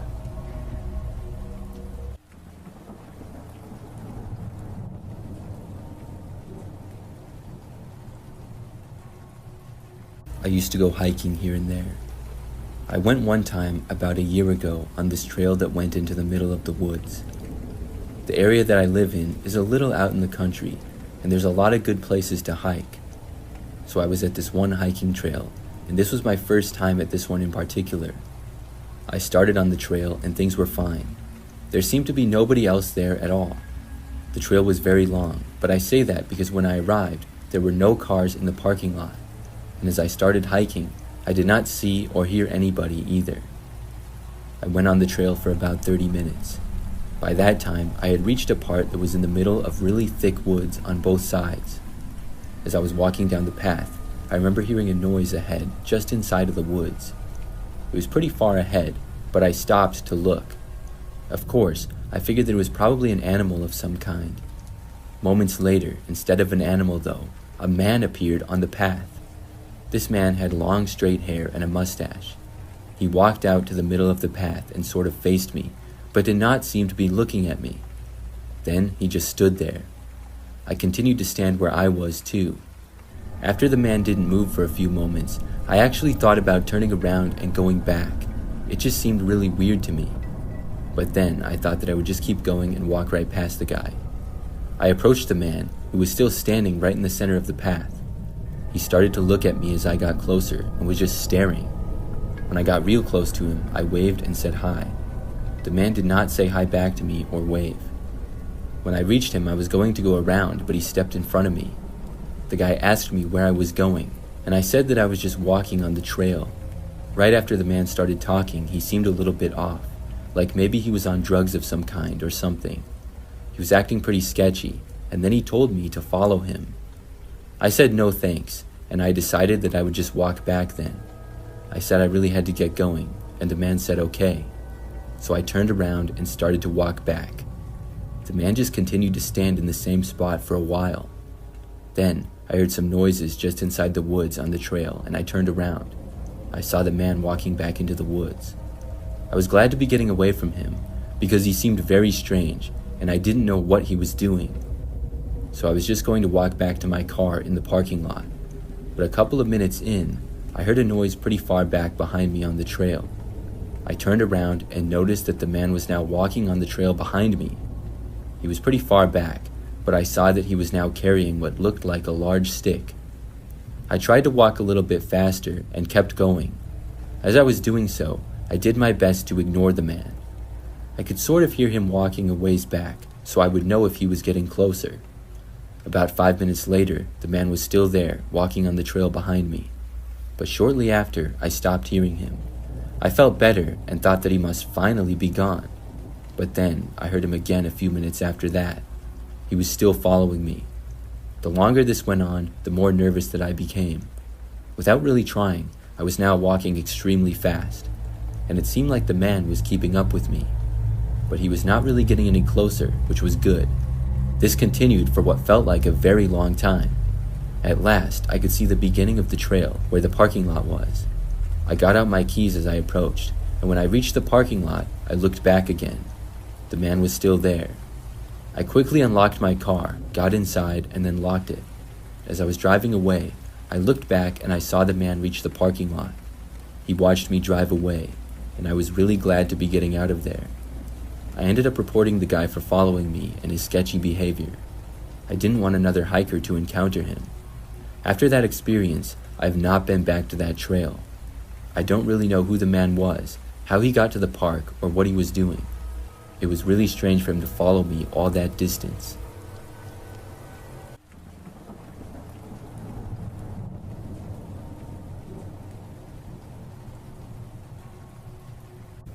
This is something that happened a few years ago during the summer. I was out doing some yard work, clearing weeds in the yard. I have a large backyard and there's a woods at the back side of it. A good part of the woods is my property, and then it connects to a neighbor's. So I went out near the edge of the woods and I was clearing some of the area over there. A lot of wild weeds and unwanted plants tend to grow there, and it's more wild there than the rest of the yard. After I was out there working for probably close to an hour, I remember hearing a noise a little ways inside of the woods. I figured it to be an animal, and I tried looking for it. However, I could not see anything. At that time of the year, the woods was very dense and a little bit overgrown, so I continued to work. A short time later, though, I heard another noise and I looked again. This time, surprisingly, I saw something. At first, I couldn't tell what it was, so I kept looking. Then, I saw there was this woman there, halfway behind a tree. She appeared to be looking right at me.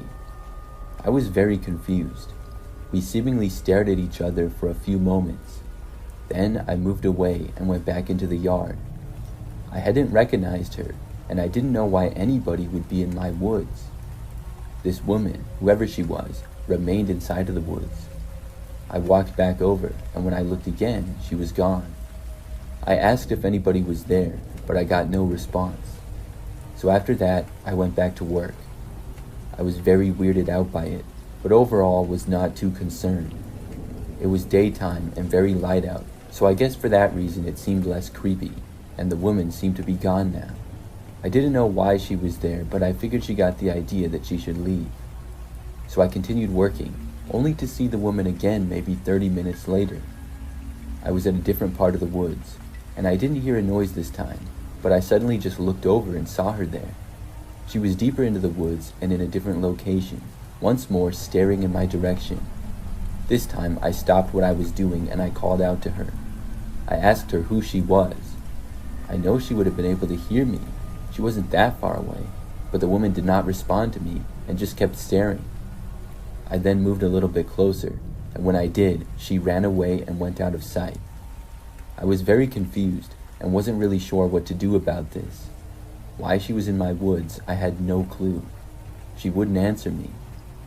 I kept working, just trying to move on and ignore the strange situation. For the next little while, I was undisturbed. But then I saw the woman once more, and this time she was standing a little bit closer, just inside of the woods. I heard her walking and I looked over. Now she was holding a larger stick in her hands.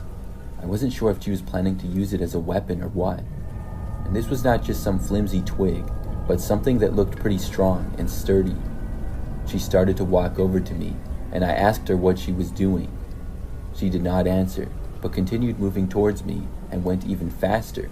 I was not interested in fighting her. I quickly moved away and ran back to my house. I went inside and then I called the police on her. After I did, I looked out several windows to the backyard. However, I did not notice the woman at all. She must have gone back into the woods. When the police arrived, they searched my property, but she was not there anymore. This time, she must have left for good. However, I decided to be done with my yard work for the day.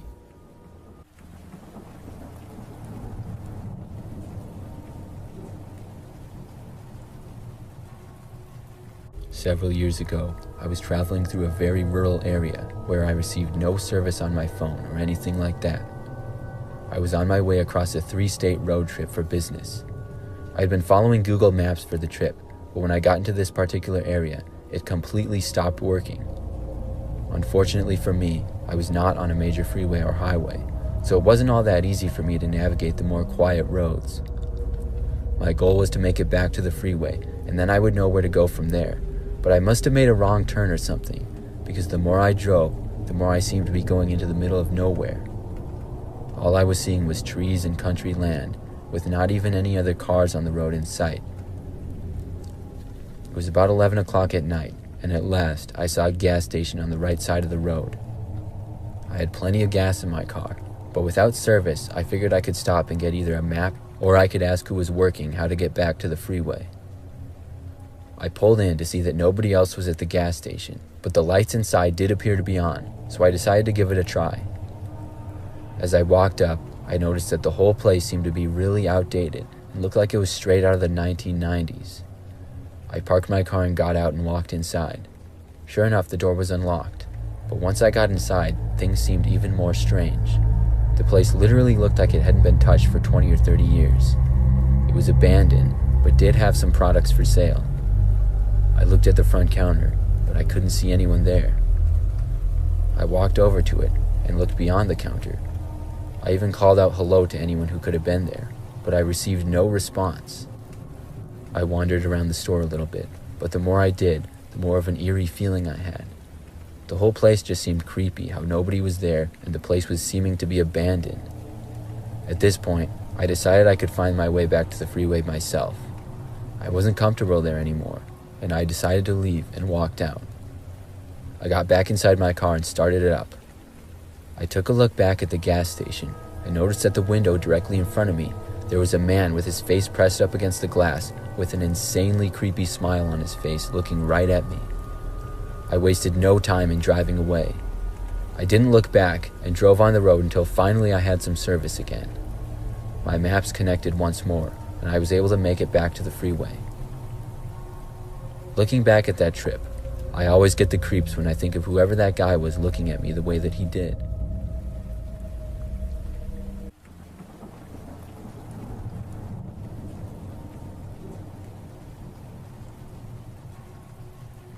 This happened when I was a pizza delivery driver for Domino's. I worked there for about 6 months when I was in college. I would drive my old Honda around the city that I lived in, and I made decent money for being in school. Most of the time, I would work nights, and we would sometimes get really busy, so I had a lot of deliveries to make. This story takes place one late Friday night. I was working until 2 a.m., and after midnight, things did quiet down a little bit. So then I got a delivery to make at probably a little after 1. I got the address and then went to my car and put in the directions. It was 9 minutes away, I remember seeing.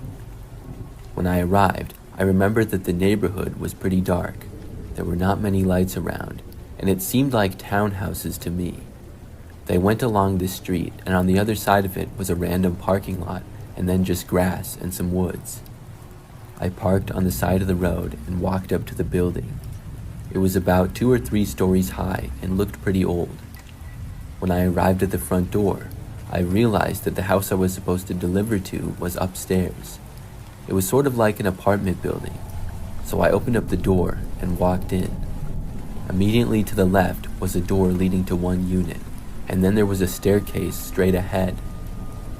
I saw the unit I was supposed to deliver to was 209, and that was upstairs, so I walked up the narrow and long staircase to the top. When I got there, there was literally just a door to my left and then another door in front of me. 209 was the one in front of me. The person who ordered the pizza had not yet paid, so I would need to get the money from them. I knocked on the door, expecting them to answer, but they didn't answer right away. I knocked again and then waited. Probably a minute went by, and things were very quiet. But then I heard the door downstairs open, the one that I had come through. There were 2 men, and they were both wearing all black, including ski masks. I thought it was really weird. They both looked up at me and then started to walk up the stairs. Now I knew that I was in trouble, and I had no idea as to what to do. They were getting closer as they walked up the staircase. Right as they reached the top, it was obvious that they were going for me.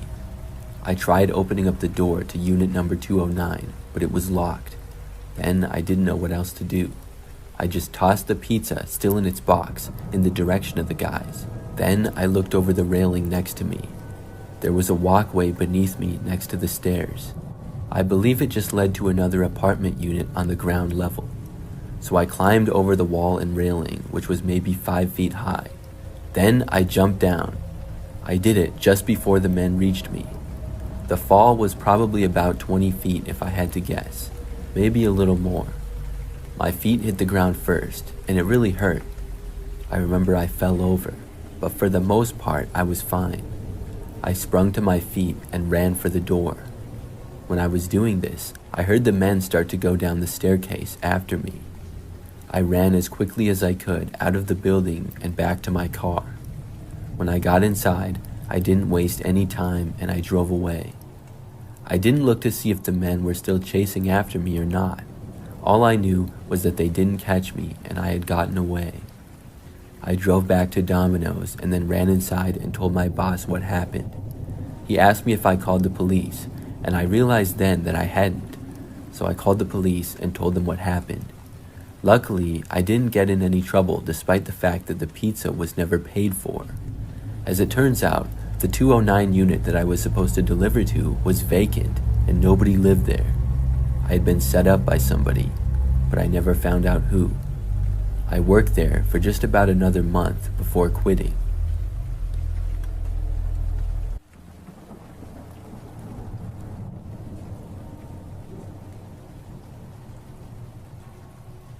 I'm a female and I work at Buffalo Wild Wings.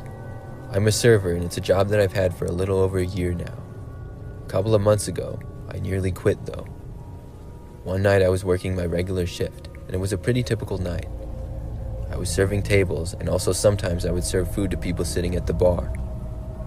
There was this one guy sitting at the corner of the bar that I brought some food to. And right away he tried flirting with me. This is something that would occasionally happen and I was used to it. It didn't bother me much. But this guy, however, was a little more direct and just overall making me really uncomfortable. He was just more rude than most people. Each time I went near him, he would make some comments to me to the point where I didn't want to go near him anymore, but I did because I knew I had a job to do. I figured I could take it for a little while longer, and he stayed there for a long time, but at last I finally saw him leave.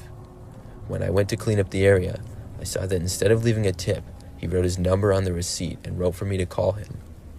At this point, it was late, and I was towards the end of my shift. I got frustrated when I saw this and threw it in the garbage. But as I started to walk away, I noticed something. Across the restaurant, I saw the man. He was literally hiding behind a wall and watching me. When he saw me look at him, he walked away and out of the restaurant. It was awkward that he saw me throw the receipt away, but I was glad to see him actually leave. I finished working my shift, which was only for another hour. As I got off, I left the restaurant. I walked to my car across the parking lot and was almost immediately greeted by the man once again. He confronted me about throwing his number away. I told the man that he needed to leave me alone. I then walked past him and began going to my car. Thankfully, he didn't follow me, but he did curse at me as I got in my car. I drove home and did my best to forget about the incident. I worked several more times over the next week. I would say about a little over a week later, I worked a typical night and then drove home. When I got to my house, I saw there was a car already parked on the side of the road in front of it that I didn't recognize. Then, when I pulled into my driveway, my headlights shined over my house for a minute. When they did, they revealed a man seemingly trying to climb into one of my windows. When I saw this, I was in shock, and the man quickly ran away from the window and into the car parked in front of my house. He then sped away. It was the same man from the previous week. I really didn't know what to do. It wasn't until the man was gone for several minutes before I was able to compose myself and call the police. I had no idea how the man knew where I lived. The police came out, and I gave them all the information that I could. Thankfully, the man never bothered me again.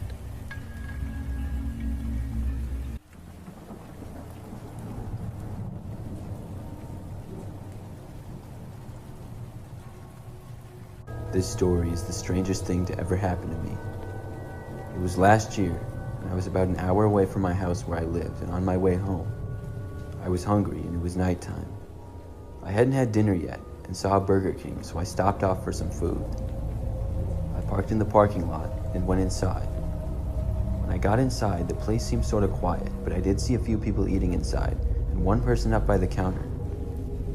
I walked over, and somebody took my order. They told me it would be a little while, so I took a step back and waited. I decided while I was waiting to go use the bathroom, and I walked down the hall. I got inside the bathroom and was in there for maybe a minute total. I took my time washing my hands, but once I left the bathroom and walked back out, I noticed that the light in the hallway was now off. Then I got to the main part of the restaurant and saw that all of those lights were off as well. I walked over to the counter. Everything seemed to be off, and nobody was back there. I guess maybe they closed soon, but I had still placed my order, and nobody else that had been in there before was there. I walked all around the whole restaurant, and every light was off, and nobody else was inside at all. There was no sounds coming from the kitchen area, and I looked back around and couldn't see anybody. I then walked out of the restaurant. My car was the only car in the parking lot now, too. I had no idea what was going on, and I just drove away, feeling creeped out. I still have no way of explaining it, and every time I've told the story to other people, they don't believe me. Some people think the employees were playing a joke on me and turned all the lights off and hid or something like that. Maybe that's true, but I don't know how they would do it all so fast. Either way, it's very strange.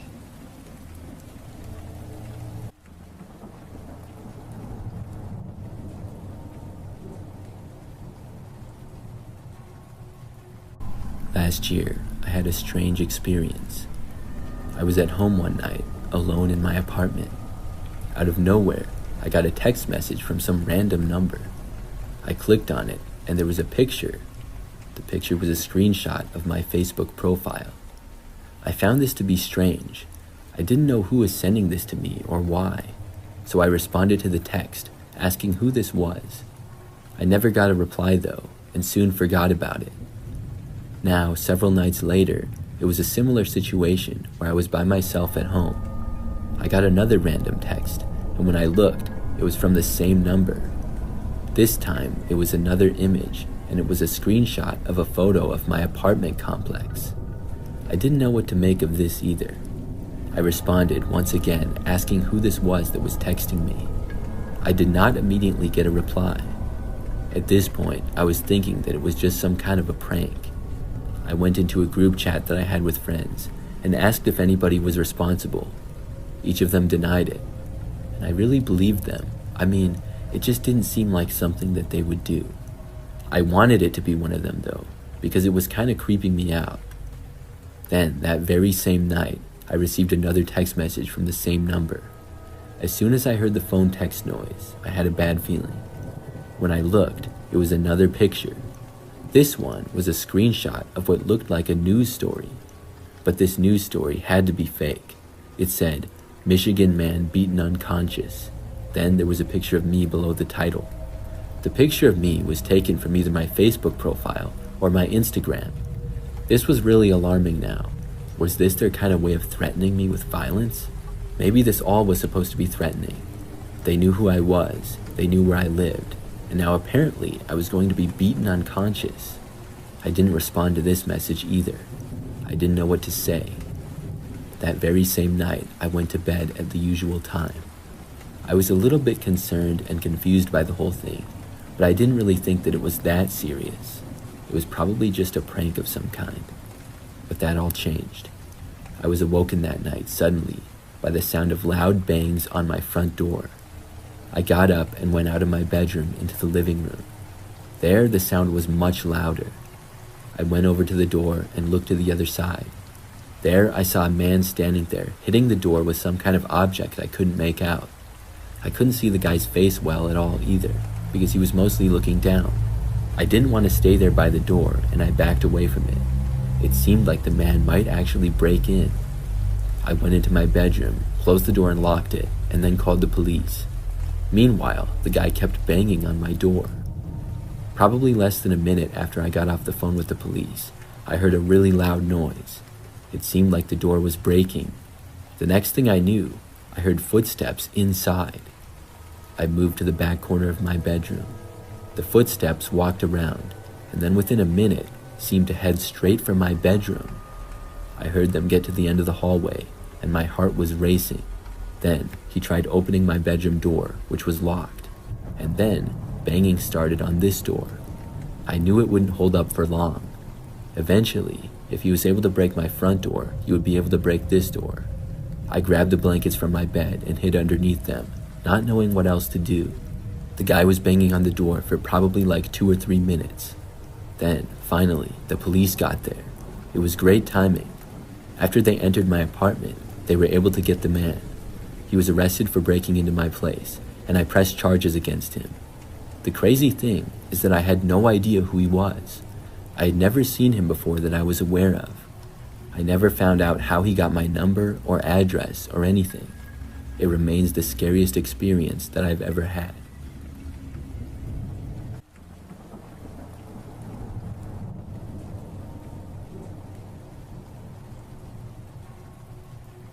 This happened a couple of years ago when I was on a road trip. I was traveling across about 5 states, so it was a bit of a long drive. I found myself traveling pretty late one night in almost the middle of nowhere. I was sort of winging it, and I would usually drive about as far as I could each day. Then at night, when I got really tired, I would just stop in the next town and find a hotel. I would ask if they had any rooms, and then I would get one and sleep for the night. So anyways, it was pretty late, but I wasn't too tired yet. I wasn't really near any cities either. And after some time, I was really thirsty, so I saw a rest stop up ahead. I took the exit from the highway and I pulled in. The rest stop was right off the highway, and it was a smaller one. There was just 1 row of parking spaces, and maybe 2 or 3 other cars were there when I arrived. So I parked, got out, and went inside of this little building. After getting something to drink, I left the building. Just as I did, I saw this car pulling into a parking space pretty close to where my car was. I thought nothing of it, and I walked to my vehicle. Then I got inside and started up my car. The car parked just a few spaces away from mine was running, and the driver was still inside. As soon as I started backing up, I noticed the car backing up as well. I began driving away, with the car now behind me. I did think that was a little bit odd, with it leaving literally right after me. Plus, it didn't seem like the driver had even got out to go into the rest stop, because I knew the car wasn't there when I got there. I got back onto the highway, which was pretty quiet by now with it being late. The car drove right behind me on the road.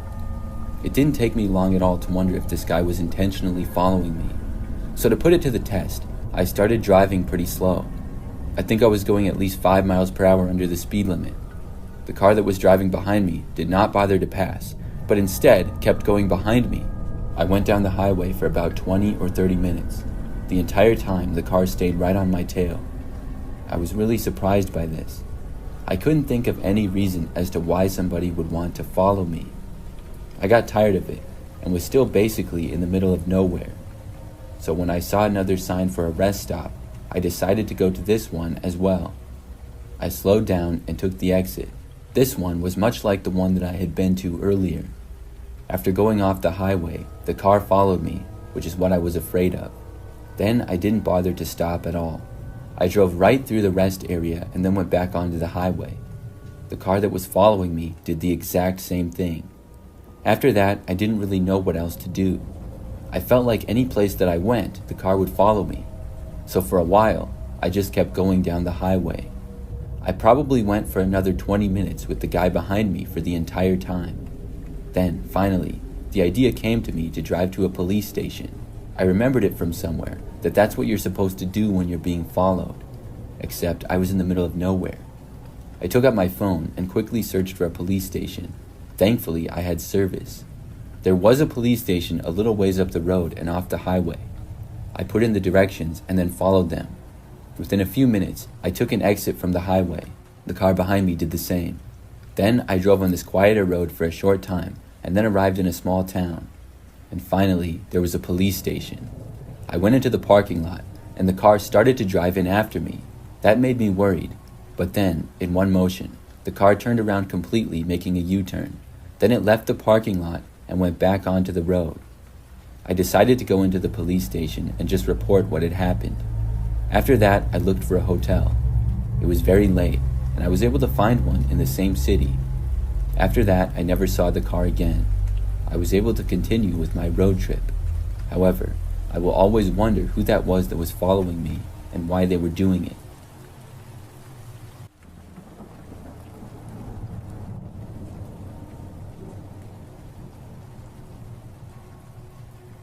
This happened about a year ago when I was delivering for DoorDash. I deliver for them quite a bit, and I live near a city, so there are lots of restaurants nearby. When this story took place, I was delivering on foot. I would walk to apartments and houses in the city and deliver. I couldn't cover that much ground delivering on foot, obviously, but I still did surprisingly well most of the time. One time I was working and it was nighttime. Things were pretty quiet, but I was still getting some deliveries. I got one that was for some smoothies from like a health drink place. I remember that I went to the place and picked up the orders. It was 4 drinks, and I got a drink holder for them all. It would take me a little over 5 minutes to walk to the apartment where I was delivering to. So as I was walking, I first went down this pretty busy area in the city. I was walking along the sidewalk. Then I would take a right and walk another few blocks. On this first road, I was on the sidewalk when all of a sudden I heard this noise. It was like a commotion to my left coming from the street. The next thing I knew, I was hit by a biker and knocked off my feet. I fell to the ground, and it all happened so fast. It turns out that a car turned onto the street from the left and cut somebody else off. That person swerved to avoid them, and there was a biker in the bike lane on the far right at the same time. So the biker swerved to avoid the car and went up the curb onto the sidewalk and right into me. Everybody was okay, but I dropped all the drinks and they spilled on the ground. After staying at the scene for a couple of minutes until things were sorted out, I walked back to the smoothie place. I told them what happened, and they said they would remake all the drinks. Unfortunately, this would delay me quite a bit. It ended up taking probably 15 minutes longer than it should have. When the drinks were done, I walked to the address and made the delivery. I explained what happened, but apparently the person didn't believe me, because when I arrived, there was an angry man standing just inside. He started instantly yelling at me for being so late. I told him that I literally got wiped out by an accident and had to go back and get more smoothies. He said that was lies and I was just lazy. I just left after that as he was still yelling at me. I didn't want to stay and get in a shouting match with the guy. It wasn't worth my time. I made the delivery, and now I could move on. So I decided to make one more delivery to end on a good note, and then call it a night. After I left the guy's apartment building and got back out onto the sidewalk, he followed me out. He stopped yelling at me, but I remember I heard the door open and footsteps behind me. He was a ways back, but I looked over my shoulder and saw him angrily walking in my direction. I ignored it and kept going. I got the last delivery for a McDonald's order, which was not that far away. The longer I walked, though, the more surprised I became that the angry guy was still following me.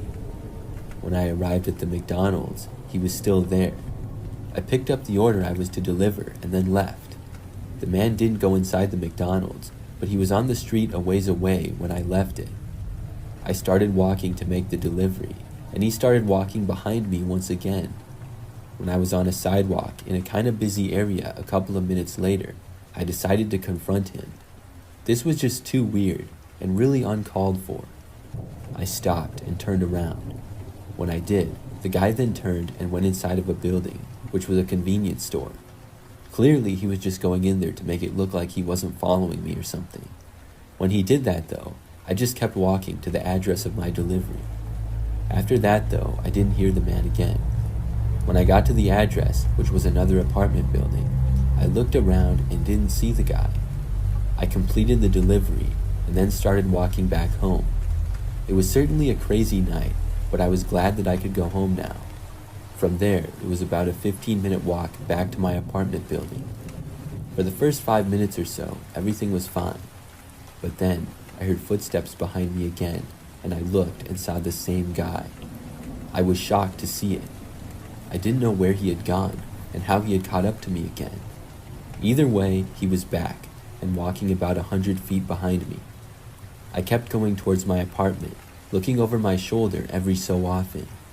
He stayed the same distance back. Eventually, I made it to my building. I quickly went inside and up to my place.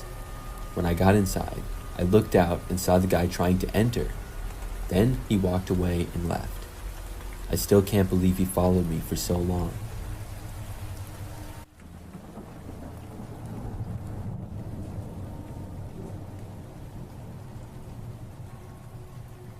I used to work at a Baskin-Robbins ice cream shop a few years ago. I was in high school at the time, and it was one of my first jobs. The scariest thing to ever happen to me there took place on like my third or fourth week working. I was still pretty new, and one night I was working with one other coworker, a girl named Caitlin.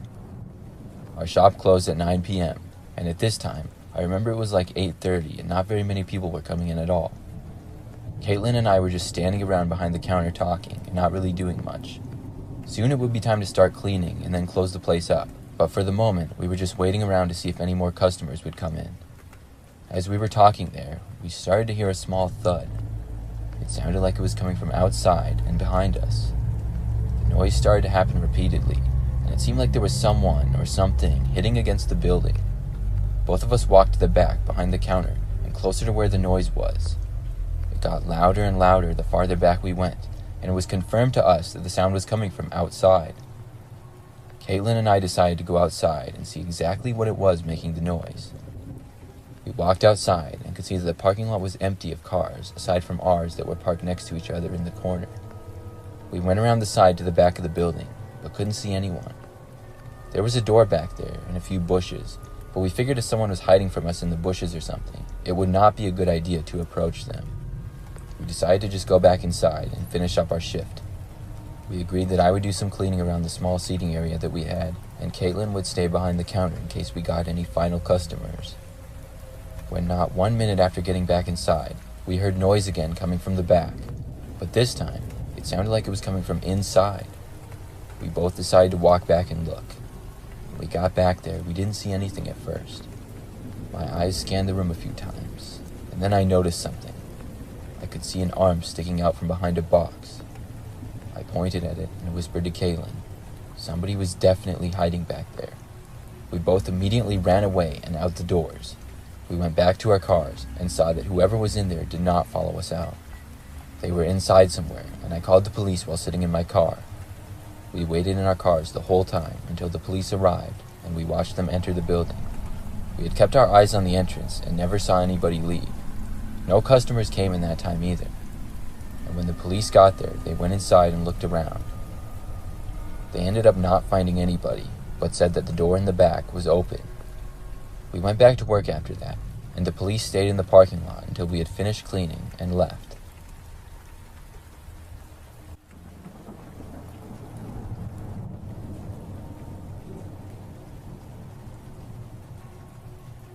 Buffalo Wild Wings is one of my favorite restaurants. I love their food, especially their wings, and of course, I love how they have so many TVs with sports on them all the time. Last year, I went with my friend Adam. We weren't at our normal hometown, and this was a different Buffalo Wild Wings location that we had never been to before. It wasn't too crowded, but I would say it was averagely busy for about the time of day it was, which was 9 o'clock at night. We got to sit at a booth in the corner of the restaurant, which was especially nice because it felt a little more secluded. Nobody was really sitting that close to us though anyways. We ordered, and a little while later the food came. We were eating, and as we were, our server didn't come back to us for a long time. This wasn't really a problem because we had our food, but I just wanted some more water. After a while though, there was a TV that was directly in front of us, and it suddenly went black. Then words appeared across the screen. The words were my own name as well as my friend's name, and repeated the words, "You are being watched." My friend and I both looked at each other confused, not sure if this was a joke or what. But nobody here would know who we were or anything like that, because we had never been here before. We stayed there, and our server never did come back. But eventually, somebody who did work there, who hadn't been our server, quickly walked up to us several minutes later and handed us our bills, then quickly walked away. He then came back less than a minute later, took our cards, and returned them to us and walked away again, all without saying a single word. Things had seemingly taken a very strange turn. The TV in front of us then went back to normal sports. As we were leaving, my friend and I sought out a server and asked them if there was ever a problem with the TVs. She said no and then walked away. My friend and I then left the restaurant and walked back to my car. When I was getting into my car, I was sure I heard someone whisper my name really loudly. It sounded like it came from maybe 20 feet away. I froze and listened, but heard nothing more. We left after that, and that ended a very bizarre and creepy trip to Buffalo Wild Wings.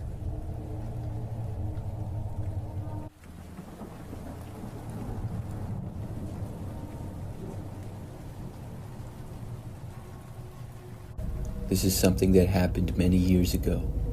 During this time, I was living with my husband in a smaller house, but a very nice and quiet neighborhood. It was a fun place to live because we knew most of the neighbors and we lived close to the city. My husband and I went outside one day to do some yard work. He had mowed the lawn and then was doing some work in the garage. I went to the garden out front next to our house, and I was pulling weeds and watering plants. Now, when I was doing this for a little while, I remembered that out of nowhere, I heard somebody approaching. I looked behind me and saw this man walking right into our yard. I didn't know who he was, but he came right up to me and said hi. The man then told me that he had just moved in down the street. I said hi to him and welcomed him to the neighborhood and all that stuff. I was going to introduce him to my husband, but the man then turned and walked off, saying that he would see me again soon. Overall, something about the man seemed a little bit odd. However, I could not figure out exactly what it was, and I didn't think that it was a huge deal. I was not aware of which house this man had just moved into or anything, but there were lots of houses in the neighborhood, so I continued with my gardening for the next hour or so.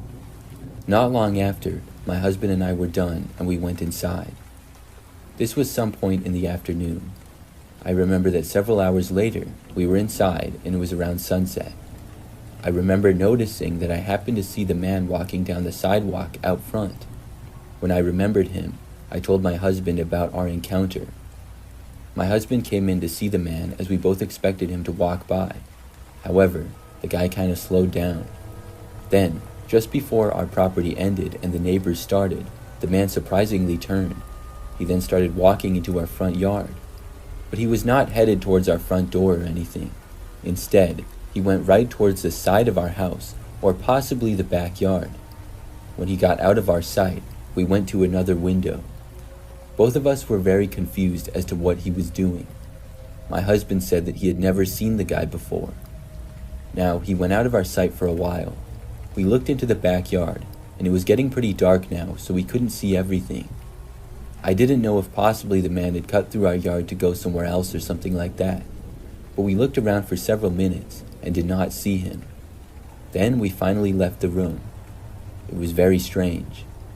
My husband and I talked about it for several minutes. Neither of us were aware of a neighbor moving in. We didn't know of any houses on our street that had been for sale recently. Maybe it was one of the next streets over though. Well, about an hour later, I remember hearing the back door rattle. This came out of nowhere, and I knew that someone was trying to enter the house. The door was locked, and my husband heard it as well. We went over to look. When we got to a window that looked out to the back, we both saw the same man running away. We called the police. By the time they got there though, obviously the man was long gone. After that, I don't recall seeing the man again. He did not actually live in the neighborhood at all, so what he told me was a lie. I don't know what he had planned. I'm just glad that he left and did not come back.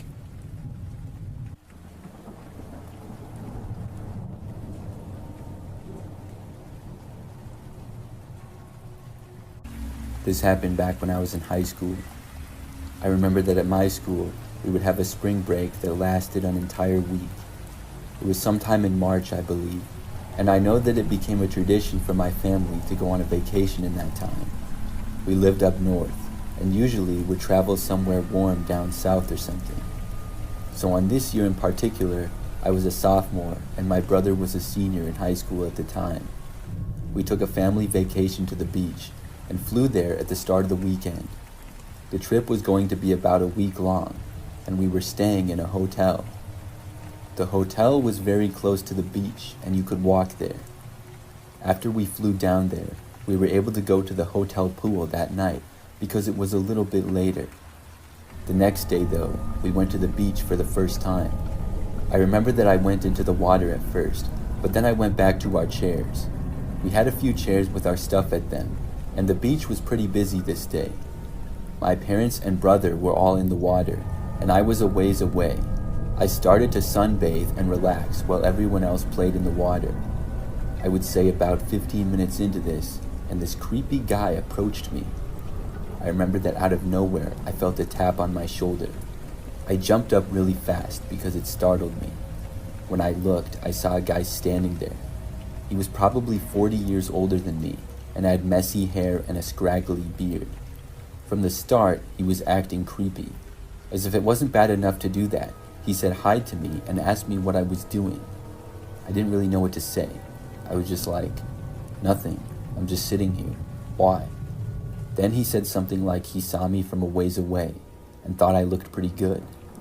I told the guy that I was in high school and I asked him to go away. He said okay, and then slowly walked a little ways back. I returned to what I was doing and laid down and closed my eyes, but I just felt like he might still be watching me. So after about a minute, I sat up and looked around. When I did, I saw the guy just standing there like 50 feet away and staring in my direction. I decided to go back in the water after that, so I went into the ocean and found my parents and brother. They were all playing with one of those inflatable beach balls. I joined in and I told them that there was a creepy guy who had come up to me. My dad then went back up to the shore with me to our stuff, and I looked around. The guy was gone by now, though. I looked all around the beach area but couldn't find him. He could be anywhere by now. After that, I stuck with my parents for the rest of the time at the beach that day.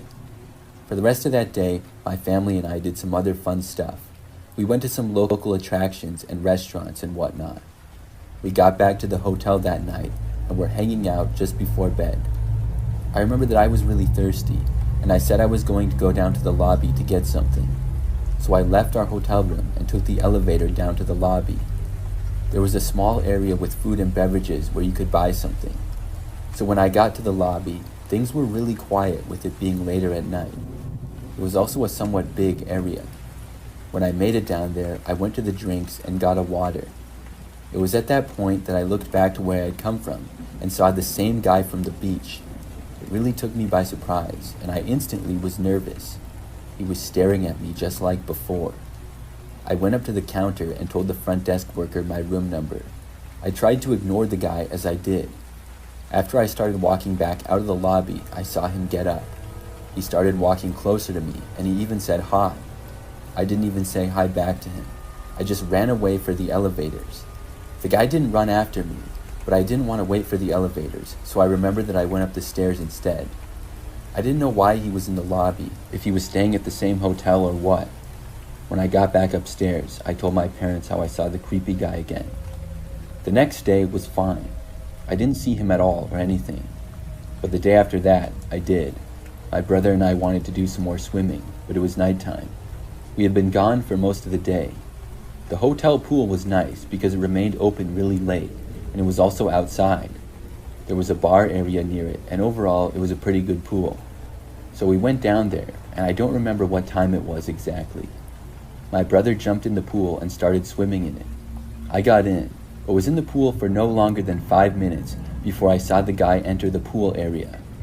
I was so creeped out by seeing him again that I wanted to leave right away. I got out of the pool, dried off, and then started walking out of there. I remember noticing him staring at me once again. When I left the pool area, I was just trying to go back to the hotel room, but the guy started walking after me. I went down the hallway and heard him walking as well. I got towards the elevators and pushed the button for one, but the guy came up like he was going to wait for one too. So at that point, I quickly turned and went for the stairs. I heard the guy walking after me as well. I entered the stairwell, and I heard the guy enter. He was about 15 feet behind or so. I walked up to the floor that we were on, and I entered the hallway. The guy was still behind me. I had a hotel key, luckily, and then I started sprinting for the door. And surprisingly, the man started sprinting after me. I made it to the door and was struggling to get the key in. I was nervous and fumbling all around with it. I could hear the guy getting closer. Then, finally, I got the door open. I ran inside and slammed the door behind me. The guy actually tried opening it, even though my parents were in the room. My parents were watching a movie on the TV and asked me what was going on. I told them that the creepy guy chased after me. They got up and my dad left the hotel room. I remember that the guy was gone by then, though. After that, we went down to the front desk and reported him. And after that night, I didn't see the man for the rest of the trip. I was always looking out for him, though. I don't know who he was, but that was one of the biggest creeps I've ever seen.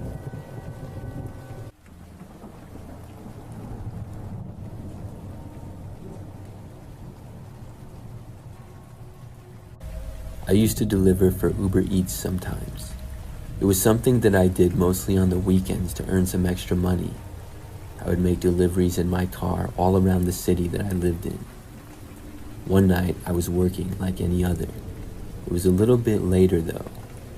I got a delivery, which was from a nearby local restaurant. I drove there, picked up the order, and then left. It took me just a little more than 5 minutes to reach the address where I was delivering to. It was in a pretty large neighborhood that had lots of houses in it. I parked on the side of the street in front of the house that I was supposed to deliver the food to. Then I got out of my car. When I did, I saw that it was pretty dark and quiet on this street. There weren't really any other cars driving down, and nobody else was outside. That wasn't a big surprise though at this hour. I walked up through the front yard to the front step of the house and then rang the doorbell. After I did, I looked around and noticed that a man was walking down the street a ways away. He was heading in the direction where I was. The owner of the house then answered the door, and I handed him the food. Then I turned and left to go back to my car. I walked back through the yard and then got inside of my vehicle. That's when I saw the guy who was walking down the street, approaching me in my mirror. I started my engine, and just after I did, the man stopped at my driver's window. He then knocked on it. I rolled down the window, wondering what he wanted. The man was average height, kind of skinny, and had long, stringy blonde hair. He leaned in almost at my window and was kind of too close for comfort. The guy said that he needed a ride from me. I told the man no, I was working. I was just about to roll my window back up. and out of nowhere, he just punched me. It took me by surprise, and I wasn't knocked out, but it really hurt. The next thing I knew, he reached all the way in my driver's window and grabbed my car keys out of the ignition, turning the engine off. Then he took the keys. I was just recovering from the punch at this point and sort of dazed. The punch had got me in the left jaw mostly. He then opened up my driver's door. I got out on my own because I just wasn't in a mood to try to fight this guy. He already had an advantage having my keys and already landed a good punch on me. I also didn't know what else he was capable of. I just took off running in another direction. Then the guy got into my car and drove away. I did still have my cell phone with me, and of course I took it out and called the cops. I waited for them on the sidewalk, and by the time they arrived, obviously the guy was long gone. I told them everything that I could, and I got my jaw looked at. Luckily, all I needed was some ice for it. Several days later, the police located my car, abandoned on the other side of town, in a mall parking lot. And several days after that, the man that stole it and punched me was apprehended. I'm really glad that my crazy experience had a good ending to the story.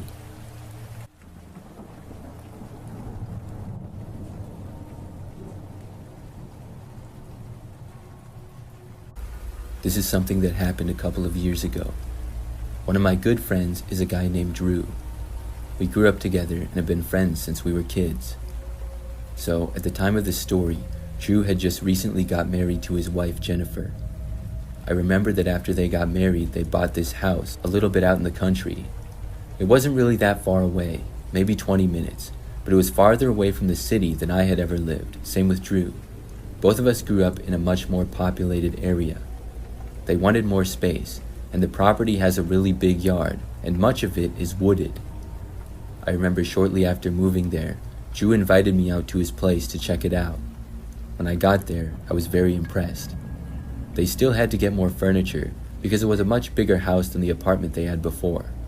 The yard was especially cool though, because the house was not even that close to any neighbors at all, and the woods was very large. There had been paths in the woods, but they hadn't been maintained in many years.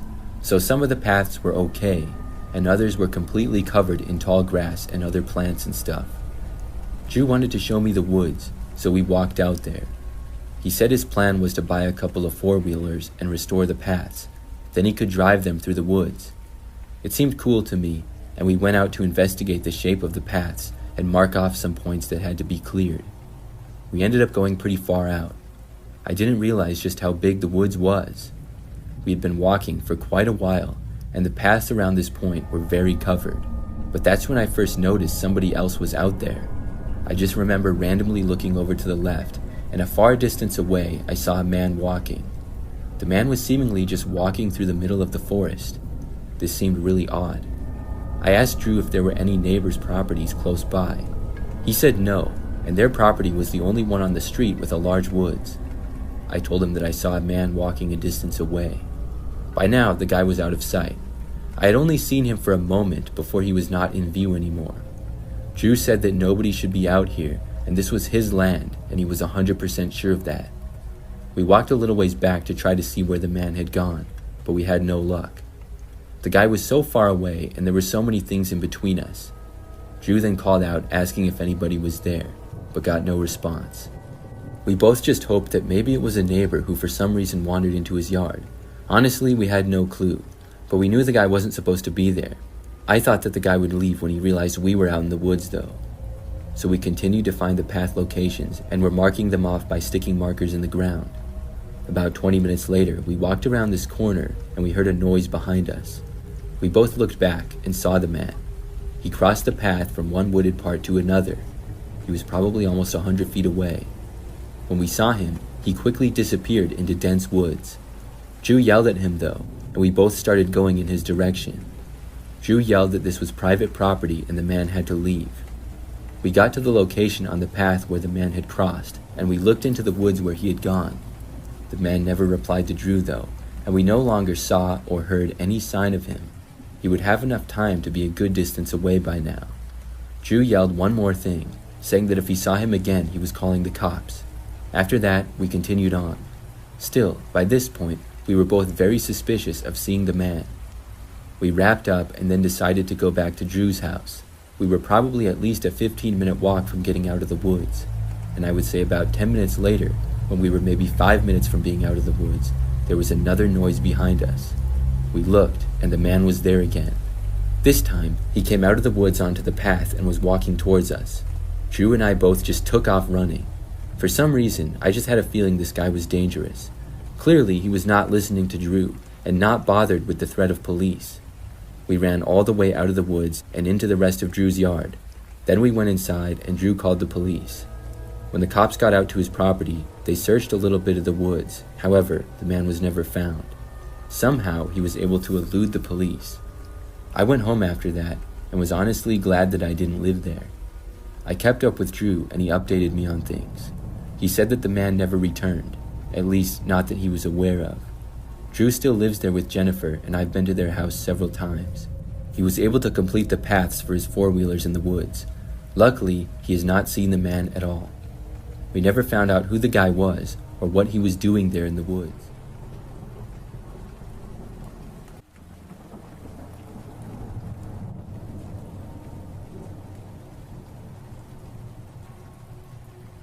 This happened to me back when I was a kid. I remember that one time I had to go to my older sister's concert. She played some kind of instrument, I don't even remember what, but I was probably about 7 years old, and I thought that going to her concerts were so boring. I would have to go to them several times a year. One of them I went to with my parents and grandparents as well. I sat there for what felt like hours listening to various music. The concert was taking place in a local high school. It was not the high school that I ended up attending, but one that was a few cities away. I remember that after the concert was over, everybody wanted to go out into the main area outside the auditorium. I believe that it was the cafeteria of the high school, but there were only a few tables set up.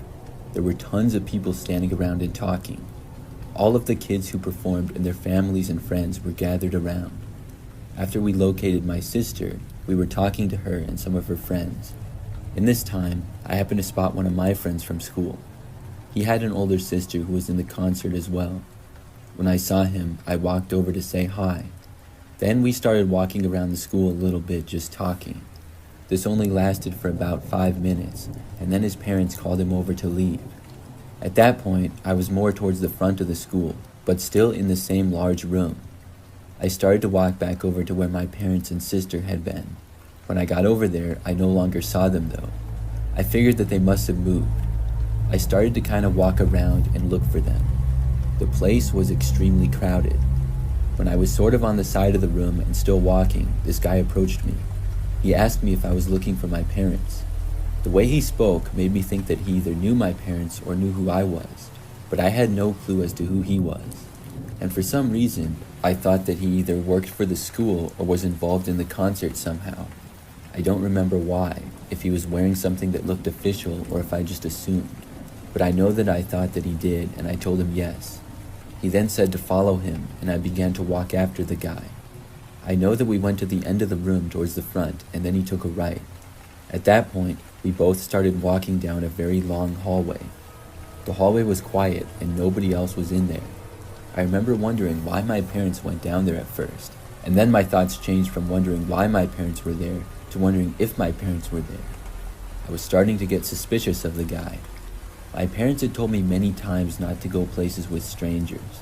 When we were towards the end of the long hallway, I saw the end was an exit, and these exit doors appeared to lead out to a parking lot. I kind of slowed down and then stopped. I had a really bad feeling about it now. When I did that, the guy told me to hurry up. I still wasn't moving though. At that point, he stepped back and grabbed my hand and started to tug me in the direction. I was resisting and struggling to. I was small for my age, so I didn't have much strength compared to him. But the more he pulled on my arm, the more I tried to get away from him. I was starting to move in the wrong direction. The hallway that we were in was lined with lockers. I remember that I was right next to them as he was pulling on my arm. I just started kicking the lockers as hard as I could. I was making a really loud sound. The guy yelled at me to stop, but I didn't. He then tried to grab my other arm and almost pick me up. I was resisting and kept kicking on the lockers. I was making a super loud noise. Then someone else entered the hallway. It It was probably somebody that heard the loud noises.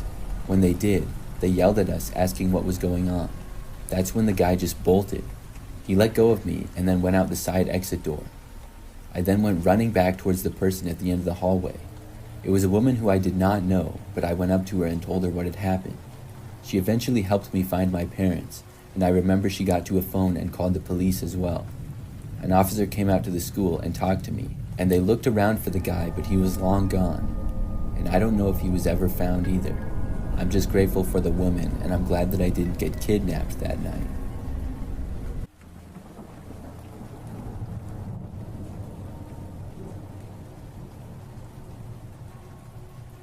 I'm a female. When I was in college, I worked at a Baskin Robbins. It was a summer job for me to make as much money as I could. I only worked there for one summer, but for the most part, I liked it. I would work all sorts of hours for my shifts, but usually on weekends, I worked earlier. Shortly after getting the job, though, some sort of strange things started happening to me. One day, there was a note on my car when I was done working. The note sounded like something a creepy stalker would write. At the time, I thought it was a joke from one of my friends, but none of them admitted it. Still, I had a feeling it might have been one of them, so I just shook it off. But later, things got worse. I was at home sleeping one night, and woke up in the middle of the night to hear the sound of a knock on my window. I freaked out and turned my light on, then pulled the cover back from my window, but nobody was there. After this, I was afraid somebody might have actually been stalking me. I talked with my coworkers about it. We suspected maybe it was a creepy customer. I couldn't be sure, but I kept my eyes out for anybody weird after that. We did get a lot of regular customers, so I guess it could have been just about anyone. On one Saturday, I worked from the time we opened at 6 a.m. until 12 p.m. It was just the morning, but this was one of the busiest times for us, especially on weekends. I was working most of the time that day with my coworkers Kevin and Amanda. I didn't know either of them all that well, and they were both older than me, but we got along good at work and could get things done. After a really busy morning of work, 12 o'clock finally came, and I clocked out and went home. It was really great to be done that early, and I was able to do a lot that day. I went out shopping and got food with some friends. That night, I was back at my parents' house, hanging out in my bedroom watching a movie.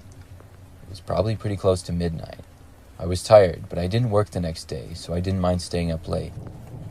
I was feeling really relaxed, until suddenly, I heard a sound coming from my window. Right away, I felt my heart start to race, and I got really nervous. I remembered the last time it had happened, and I looked over to the window, hoping that it was nothing. The window was partially covered with window covers, but they had a gap in the middle of them. I got up from my bed and pulled them back, but all of a sudden, I saw my coworker Kevin. He was standing there looking right at me. We made eye contact for a second, and then he suddenly ducked down and ran away. I screamed and immediately went to call the police. They ended up getting there only a few minutes later. That gave Kevin plenty of time to run away, but I knew exactly who he was and told everything to the police. He ended up getting caught and admitted to everything.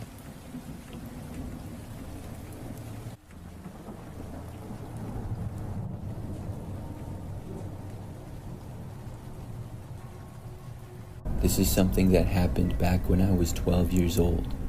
It still gives me the creeps to think about it. Back then, I would often mow the lawn for my parents. They would pay me a small amount of money to do some chores, and I didn't mind mowing the lawn at all. We had a push mower, but our yard was not really that big. The neighborhood was typical, and most of the properties were around the same size. I could mow both the front and backyard in under an hour, no problem. So that's what I was doing one afternoon in the spring. I started with the backyard and then finished with the front. I remember that as I was doing the front yard, I noticed this pickup truck driving slowly down the street. It pulled over a little ways down the road. I didn't think much of it at all. Our street had a sidewalk on both sides and lots of houses, so cars pulling over and people walking down the sidewalk was something that happened quite often. I just finished up and was done within probably 20 minutes after that. Well, I remember as I was finishing, I saw this man walking down the sidewalk. He had longer hair and was wearing a hat. I wasn't sure where he had come from, because I hadn't really been looking, but the man started walking up the driveway, and then he said hi to me. I said hi to him, and he asked me if I would be able to mow his lawn. He said that he lived at the end of the street in the gray house and would pay me $20. That seemed like a ton of money to me at the time, and I instantly said yes. If he lived on my street, it would no doubt take me around the same time that it took me to cut my parents' yard. Now, it was a little bit later in the afternoon by now, but I figured that I would have enough time. So I told him that I had to go ask my mom. I quick went inside and told her that the neighbor at the end of the street wanted me to mow his lawn for $20. She mentioned some guy's name who I didn't know. I figured she knew him, and she said that I could, so I then went back outside and got my lawnmower. The man told me that I could put it in his truck, so I didn't have to push it all the way there. That was fine with me, so he then led me to his truck. It was then that I realized his truck was the same one that I had seen parking a while earlier. I put the mower in the back, and then I got into the passenger seat. He then drove me to his house. Except, he did not live at the end of my street. He didn't even live on my street at all. He lived close by, but several blocks over and one to the west. It was much farther than I thought it would be. So far, that the houses on this particular street had different sized yards, and this man's yard was way bigger than mine. It was going to take me a lot longer to mow this. I was a little bit disappointed, but still, I had agreed to mow his lawn, so when we arrived, I took the mower and I started. The man went inside of his house and told me to knock on the back door of the house when I was done. The house did not look all that nice, kind of run down. The grass was pretty overgrown as well. When I mowed his yard, the back was so large that it probably took me over an hour on its own.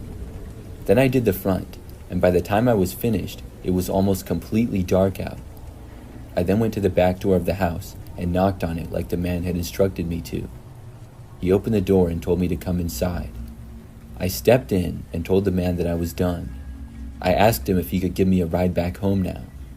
The man did not appear to live with anybody else, or at least nobody else appeared to be home. He seemed to be the only one there.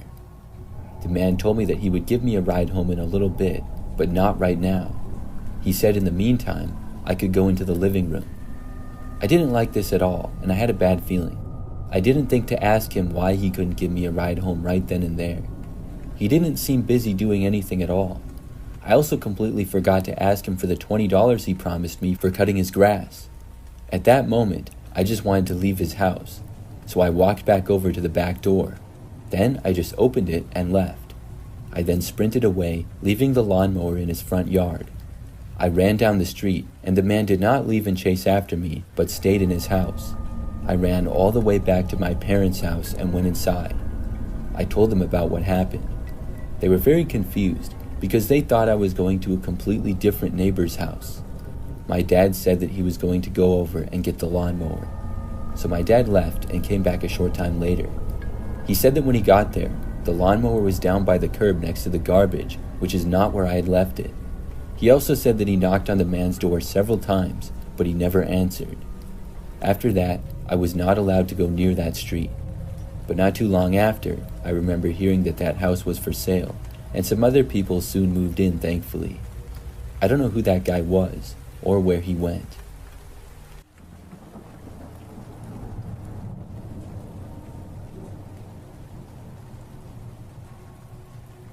The story I'm about to tell you is my scariest fishing experience I've ever had.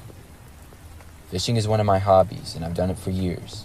To me, it's really relaxing to be out at the lake, and I've been fishing since I was a kid. One time, I drove down to a lake about 10 minutes from my house one afternoon. I planned on fishing until around sunset and then going back. I didn't really care if I caught anything or not this time. I really just wanted to relax after a long day of work. I took my fishing pole, chair, and cooler and found a nice little area where nobody else was. There weren't many people at the lake anyways, but when I got there, there was a couple of people at one end, so I went pretty far down to the other end. I sat there and fished for a while. I didn't catch anything, but I was pretty relaxed just listening to the water and sitting there. It was starting to get dark out, and the sun was starting to set. Pretty much everyone had left by now, and I guessed I should get going too, but wanted to stay for a little bit longer. I got up to put my fishing pole away, and heard a noise from up in a tree a ways down the lake and to my left. I looked behind me over to the tree. It looked like up in the tree there was a man. He was sort of far away, but it looked like there was a guy looking at me with binoculars. I had remembered this particular tree because there was an area with a large branch that connected to another tree. It would have been pretty easy to climb up there, but it was still a good 20 or 30 feet above ground. Nobody had been there not long ago at all, though, when I had looked. But now, for some reason, there was a man in the tree watching me.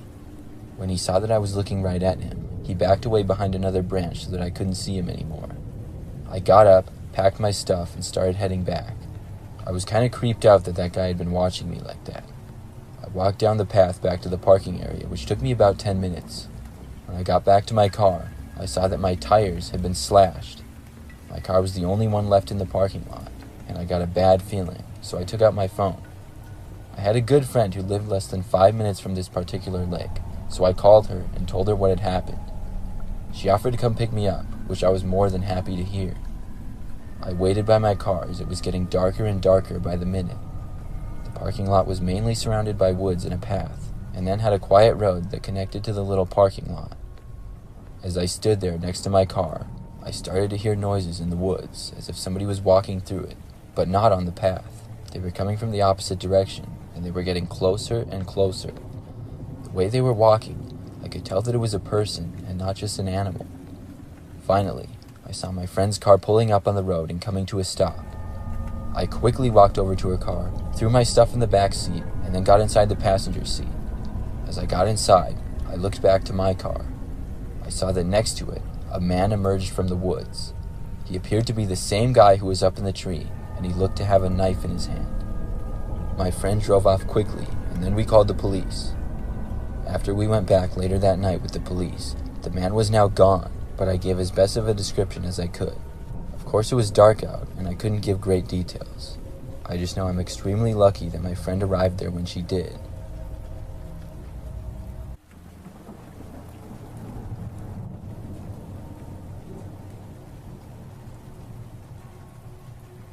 Back in the day, I delivered on Postmates for a while.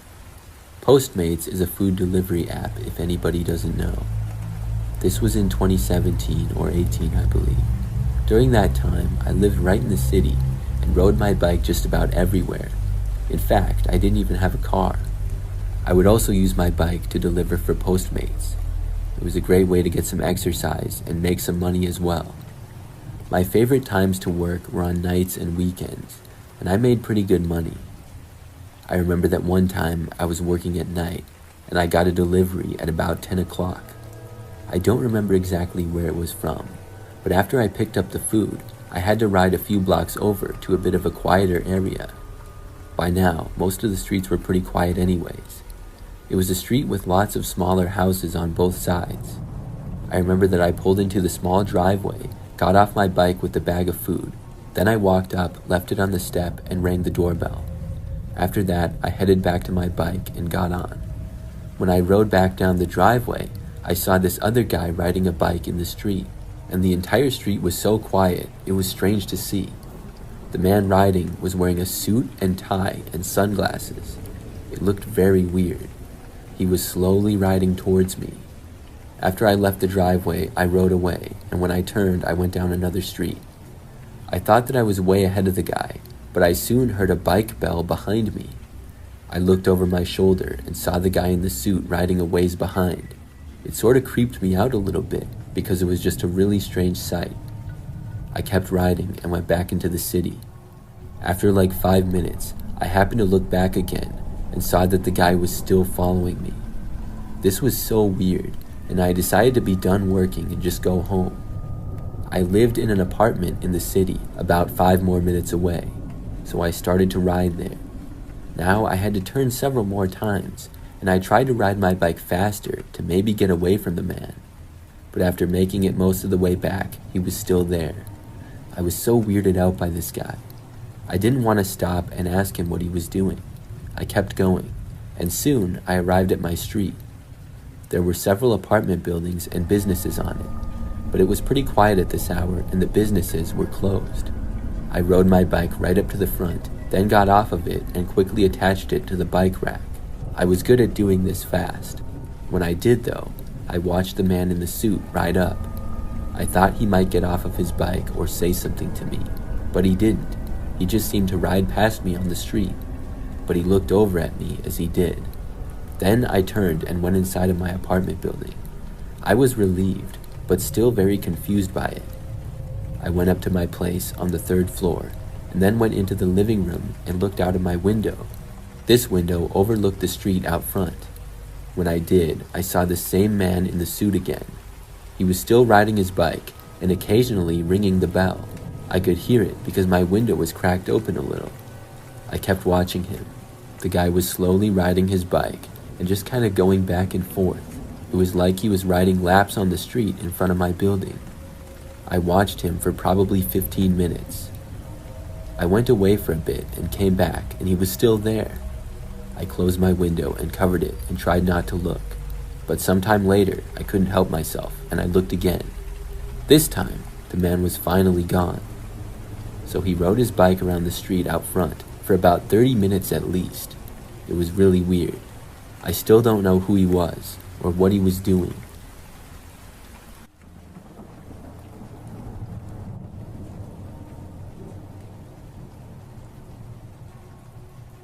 "5 years ago, when I was in college, I went on a spring break trip. I was traveling with my best friend Mackenzie, who was also my roommate. We chose to go to New Orleans on this year, and neither of us had been there before. When we got there, we both checked into our hotel room. It was right on the edge of downtown, and about average.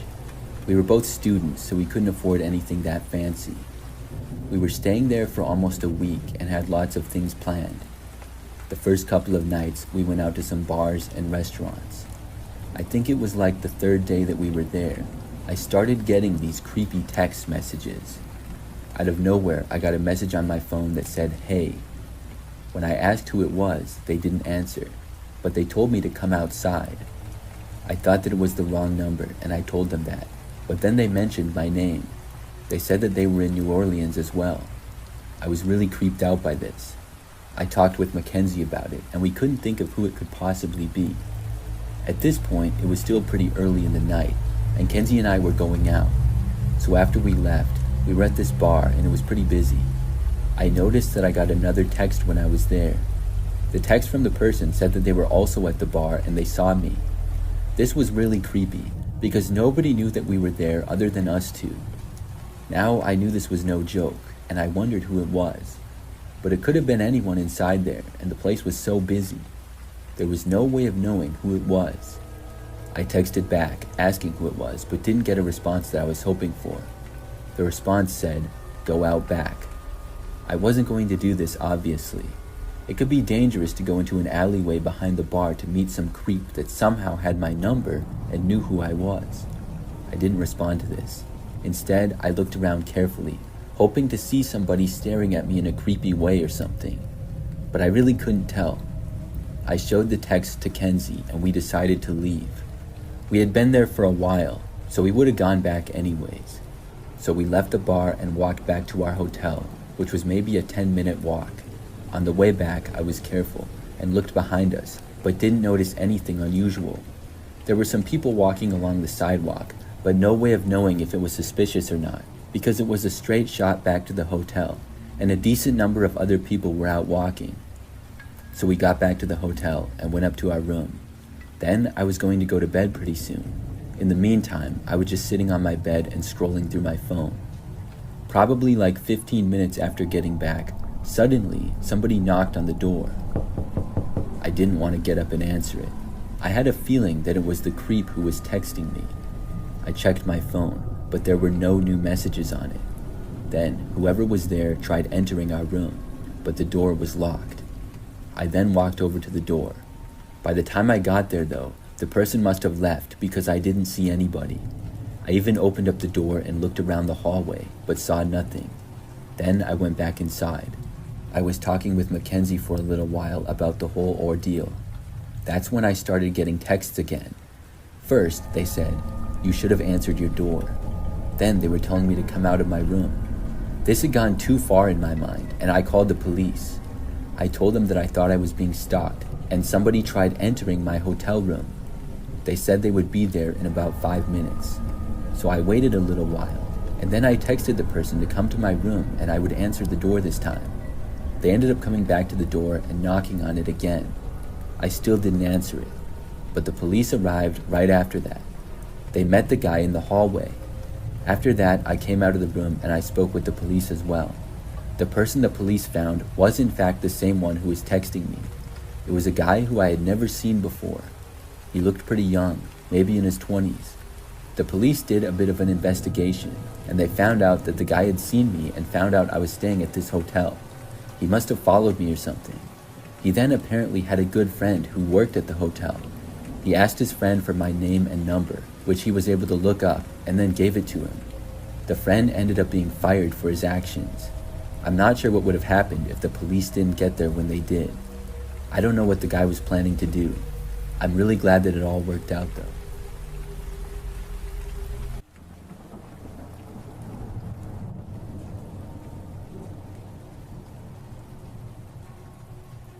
When I was in high school, I worked for a sandwich shop in my city.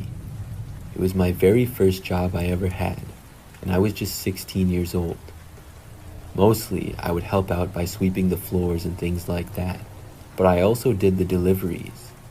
I had a newer car that was my parents', but they let me drive it, so it was very reliable. I would make deliveries for the sandwich shop, which didn't come in all that often. We'd maybe get like one delivery order an hour or so, if that.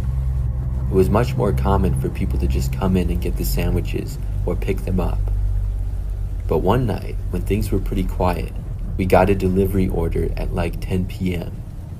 The sandwich was made, and then I got it and headed out to make the delivery. I got into my car and put in the address. I remembered that it was about 10 minutes away. I knew the area decent, but not all that well, because I was still a pretty new driver. This was a neighborhood that I had never been to before. It was an apartment complex that looked kind of old and run down. I parked on the side of the street and walked over to it. The apartments opened up to the outside, and I looked at the unit numbers. I followed them until I got to the one that I was delivering to. It was on the far end and a ways away from where I parked. Here, things were very quiet, and I rang the doorbell next to the door. When I did, nothing happened for a while. I figured that maybe the doorbell was broken or something, so I then knocked on the door. A little bit of time went by, with still no answer. Then, suddenly, the door swung open, but nobody was there. Whoever opened the door must have been behind it the entire time, and then went around the corner after opening. I really didn't know what was going on. I looked inside, and it was very dark. There appeared to be a kitchen right inside, but I could hardly see anything. Not a single light seemed to be on inside. There was no way that I was going in there. I announced that the sandwich delivery was here. Nobody responded to me though. After not hearing or seeing anything for probably another minute, I walked closer. I just took like one step into the kitchen. I looked around, still seeing nothing, and then asked if anybody was there. Still, there was no answer. I also didn't hear or see anything. But then, out of nowhere, I heard a really creepy laugh coming from inside. It sounded like a deliberately creepy laugh. I couldn't tell where it was coming from. I backed away, feeling really creeped out. I kept standing there, not really knowing what to do. Then I heard more of the laughing. It was just so creepy sounding. And then I finally heard someone speak. A deep voice said, "Come in." The voice sounded like it was fake, like it was put through a voice changer to be really deep. That's what really freaked me out. I just set the sandwich on the ground in front of the doorway and then ran all the way back to my car. I drove back to the restaurant and paid for the sandwich with my own money. I didn't want to tell my boss about what happened. Looking back, he probably would have been fine with it and understood because he was a really nice guy. But I was too embarrassed to admit that I was just scared off. I mean, I never saw anyone and I wasn't threatened or anything. I was just really freaked out and I was young. That was my scariest experience working there.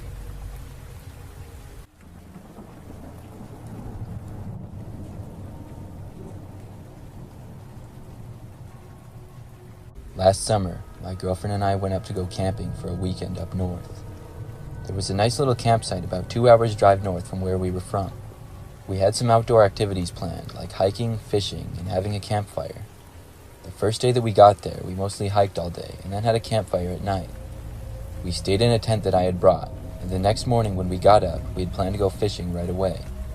We got up early and headed to the lake. It was maybe a 15-minute walk from where we had our tent set up. When we got to the lake, we started fishing, and within 30 minutes had actually caught a couple of fish. It was going pretty well. We were on the dock, and nobody else was nearby, aside from some people that we could see really far away at other areas of the lake. I remember that after we had been there for a while, at least an hour, I was going to cast again, when my girlfriend tapped me on the shoulder. She put her finger up to her mouth as if to be quiet. I looked at her and listened.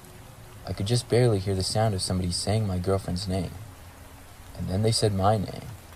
I could tell it was a man's voice, and it was as if they were kind of calling out to us. I thought it was really strange, because we didn't know anybody else up here at all. They called out her name, and then my name again, and went back and forth between the two. It slowly grew louder and louder. We both looked at each other with confused looks on our faces.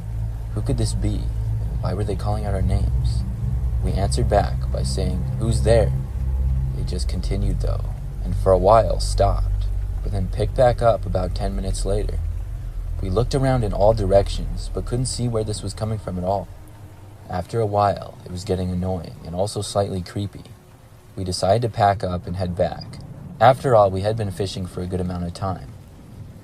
Walking back, we didn't hear any more noises, and we didn't see anybody or hear anybody on our way back either. For the rest of the day, we did some hiking and had a fun time. Later that night, we had another campfire, and afterwards, when it was time for bed, got inside our tent. When we got all ready for bed, and were just about to go to sleep, we once again heard a noise. It was the same man's voice, calling our names back and forth over and over again. Once again, we couldn't tell where he was, and looking around the tent, we didn't see any shadows or anything like that. We were sort of near woods, and he could have been inside of it, but we didn't know why this guy was doing this to us. And eventually, we did see a shadow appear. It looked to be a man standing not far from our tent. By this time, he had stopped calling our names. I sat up and shouted for the man to leave us alone. He just stood there and didn't move for a good 5 minutes straight. I didn't take my eyes off him at all, and neither did my girlfriend. Eventually, we saw him walk away, but not less than a minute later, he was calling our names out once again. This was enough for me. I decided it would be best for us to leave.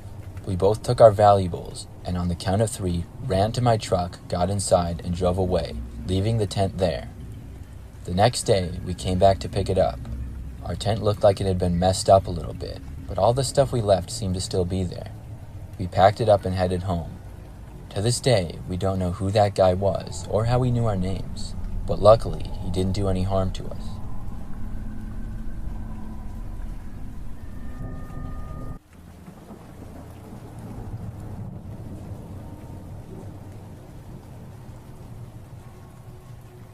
This happened a couple of summers ago.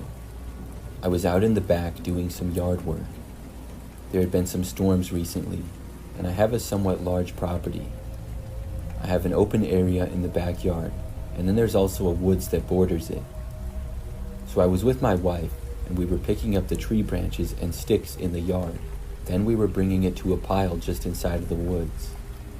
After we were done doing this, I was going to mow the lawn.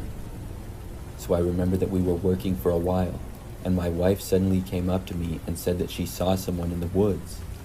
Nobody was supposed to be inside of our woods because it's a private property. So I went over to where the woods started and we had been going. When I looked though, I did not see anyone. My wife came over to me and pointed out where she had seen the man. He was gone by now though, and I did not know who it could have been. My wife told me that the man was just standing there, maybe 50 feet in, and then he saw her. She then walked away, and I guess he must have as well. I really had no explanation, but we kept working. When we were just about done though, I saw the man myself. I was bringing some tree branches over, and I saw the guy looking at me, standing a decent ways in the woods. It was just some guy. He was wearing a t-shirt and jeans. I yelled to him asking what he was doing in our yard. The man then moved away. I decided to go out there and confront him. I knew that might not be the best idea, but I did it anyways. I started walking into the woods. When I did, though, the man started moving away faster. He then started running.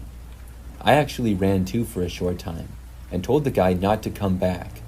However, he was too quick and was able to escape me. I didn't even really come close to catching up with him. And if I did, I don't even know what I would have done. I certainly wasn't going to tackle him or anything. I just wanted to talk to him and let him know not to come back into my yard. After I felt like I had chased him far enough away from my property, I went back. I rejoined my wife in the yard, and then I was able to mow the lawn. Now, I thought that was the end of the guy being in our yard, but not quite. So the rest of the day was fine. I got the lawn mowed, no problem. But after we had gone to bed, we were both woken up that night at around 1 a.m. I heard a loud knocking coming from the front door. We were both very confused. I got up and looked to see who was there. The knocking lasted for maybe 30 seconds. It continued as I was walking towards the front door.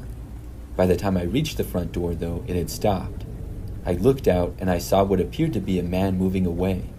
I didn't see him well, and I didn't see him very long before he went out of sight, but I think it was the same guy. After that, he did not come back. I still don't know what he was doing, and I don't know why he knocked on our door in the middle of the night.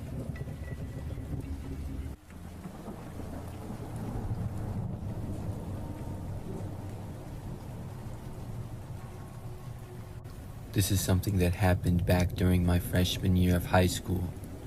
It was early in the school year, and I was 14 years old. During this time, I had just recently gotten my first cell phone, which was an iPhone. I'd gotten a lot of apps, such as Snapchat and all the other popular ones. I was fairly new to the school district that I was in as well, and had just moved to the city during middle school. Every day, I would get up and ride the bus to and from school. One day, I got home from school just like any other. My parents were still at work, so I was at home by myself. I was added by a person on Snapchat who I did not know. I don't even remember what exactly their username was. I think the name was Joe or John something, and then a few numbers. This was back in 2013, so Snapchat was still fairly new, and I was also very new to it. I added this person back, and thought that maybe it was a guy who went to my school. The school was large and there were tons of people who I didn't really know yet. So not long after adding this guy back, he sent me a snap. I remember that he did not show his face, and it was either a black screen or close to it. There were words on it though, and he said hi, and then I said hi back to him. Then he asked me if I had a Kik. I did, and I gave him my username, and then he added me there a short time after. If anybody doesn't know, Kik was an instant messaging app for chatting. You could send messages as well as pictures, and I think go into chat rooms as well. I believe the app is still around, but it was a lot more popular back then. Also during this time, Snapchat did not have a chat feature. You could only send pictures, and they would also go by pretty fast, and that's another reason why apps like Kik were popular. After adding each other on Kik, the guy started messaging me there. At first, it was just a really casual conversation. I remember that I was curious as to who he was exactly. Looking back, I wish I had never talked to him, but I didn't really have that many friends at the time, and it was nice to talk to somebody. However, I was under the impression that it was a guy around my age maybe, so we were just having a very basic conversation. It was just like, "What's up? Not much, how about you?" Just hanging out. I remember that he asked me who was at my house, and I said that I was alone. That's when this guy said that he was going to come over. I thought that it was a joke. I had no idea who this guy was still, and obviously he wouldn't know where I lived. I don't remember what exactly I said back, but I didn't hear from him for a while. Never did I ever think that he would actually come to my house though. I was just in my room doing homework and half watching YouTube videos on my phone. After maybe 20 or 30 minutes, there was this knock at the front door. I had no idea who it could be, but I didn't bother to get up from my desk or leave my room, because I thought that it was just a door-to-door salesman or something. I had no interest of answering the door to that. But then I saw that the guy sent me another message on Kik. He said that he was at my house. I really couldn't believe it. But then he sent me a picture of my front door. I was really freaked out when I saw it. He told me to come to the door. I really didn't know what to say. Finally, I took my phone and I wrote back. I said, "Who even are you?" The guy didn't answer right away. I got up from my desk and walked to the doorway of my room. This led out into the hallway, and then the living room was off of that. I carefully left my room and went out into the hallway. Then, once there, I crept to the corner and looked into the living room. I could see out of the front window from there. The front step was partially obstructed, but I did see a man standing there. He was not a high school student. It was a grown man, probably in his 40s. He was kind of short, a little bit bigger, and balding. I had never seen him before in my life. He was looking around, and then I heard him knock on the door. I stayed where I was. I was really creeped out now and didn't know what to do. The guy stayed there and then actually tried opening the door before knocking on it. I stayed where I was and I didn't move. After a few minutes, I saw him on his phone, and then he turned and he walked off. But he wasn't leaving. He was just going around to the back door. He walked around, and within a couple of minutes, I heard a knocking coming from the back door to the house. Then he tried opening that door. I looked to my phone, and it was blowing up with notifications. I went over and looked at them. The man kept asking me to let him in and to open the door. Instead, I decided to call the police. I took my phone, closed my bedroom doors, and then went under my bed and called 911. I told them that somebody was trying to get into the house and would not leave. I was told that the police would be on the way and they would arrive within a few minutes. While I was waiting, I tried not to pay attention to the man knocking on the doors. I just hoped that he would go away soon. After probably 5 to 10 minutes, I stopped hearing the knocking at the doors. When the police got there, I finally left my room again. Unfortunately, the man was gone. When I looked back to Kik, he had sent me a few more messages cursing at me. I showed everything to the police. They said they would look into it, and if the man came back, to call them again. My parents got informed as well, and they were back home a short time later.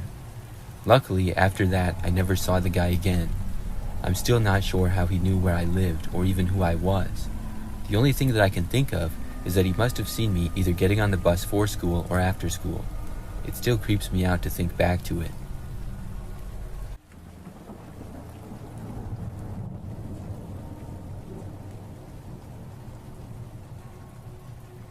A few years back, I went to a concert with my best friend Paige. Paige and I were going to see one of our favorite bands perform live. We had planned to go almost a month in advance. The concert was at a location in the city, and quite a few other people were going as well. I remember that because it was downtown, parking was a little bit hard to come by. We found a really cheap lot, but the problem was that it was kind of far away from the venue. Parking close by was either not available or super expensive. We didn't mind walking at all, and we even got there pretty early. After we parked, I remember that we were going to go on the sidewalk, and this area was pretty quiet. There were not many other people around, but these two guys were sort of walking near us. We didn't make it more than 10 feet when they approached us and asked if we wanted them to take us closer. They said they could give us a ride. We said no thanks because we really weren't interested. I remember the guys kept asking if we were sure and said that they could do it for free, but we still said no. At that point, it seemed sort of sketchy. So eventually, they stopped talking to us and we continued to walk. It took maybe 20 minutes to walk to the concert, and when we got close, things were much busier. Then we went inside and were at the concert for the next several hours. When the concert was done, it was now later at night, probably about 11 o'clock. We walked back the same way that we had got there, and at first the sidewalks were packed, but soon they got quieter and quieter. By the time we got within a couple of blocks of our car, there was almost nobody around at all. The area was also much darker, with less street lamps. Pretty soon though, the parking lot with Paige's car was in sight. It was a lot that was outside and fenced in, but not that secure. You could easily walk right over the fence. There was probably only about 10 cars in this parking lot now. Right when we made it into the parking lot and were entering, the same two guys were there. They once more approached us in the parking lot and asked us if we needed a ride. We said no, we drove, and pointed to the car that we took. I remember that the guys were still trying to get us to go in their car with them. We started walking away, and they followed us. I told them to leave us alone, but they did not. That's when Paige threatened to call the police. At this point, they finally backed off and acted like they had done nothing wrong. They were surprised that Paige would suggest such a thing. We got inside of her car and started to drive away. But right when we left the parking lot, we saw really bright headlights of a car behind us. It was the two guys who were trying to get us to go with them. When we left, they followed us out, and they followed us out of the city entirely as well. They kept flashing their brights on and off, which was really annoying. At first, Paige took a couple of random turns to try to lose them. Then she just started driving back. We weren't really sure what to do about it. After following us for probably 15 minutes though, they finally turned and left us alone. I'm not sure what those guys were trying to do. I'm really happy that they stopped following us though.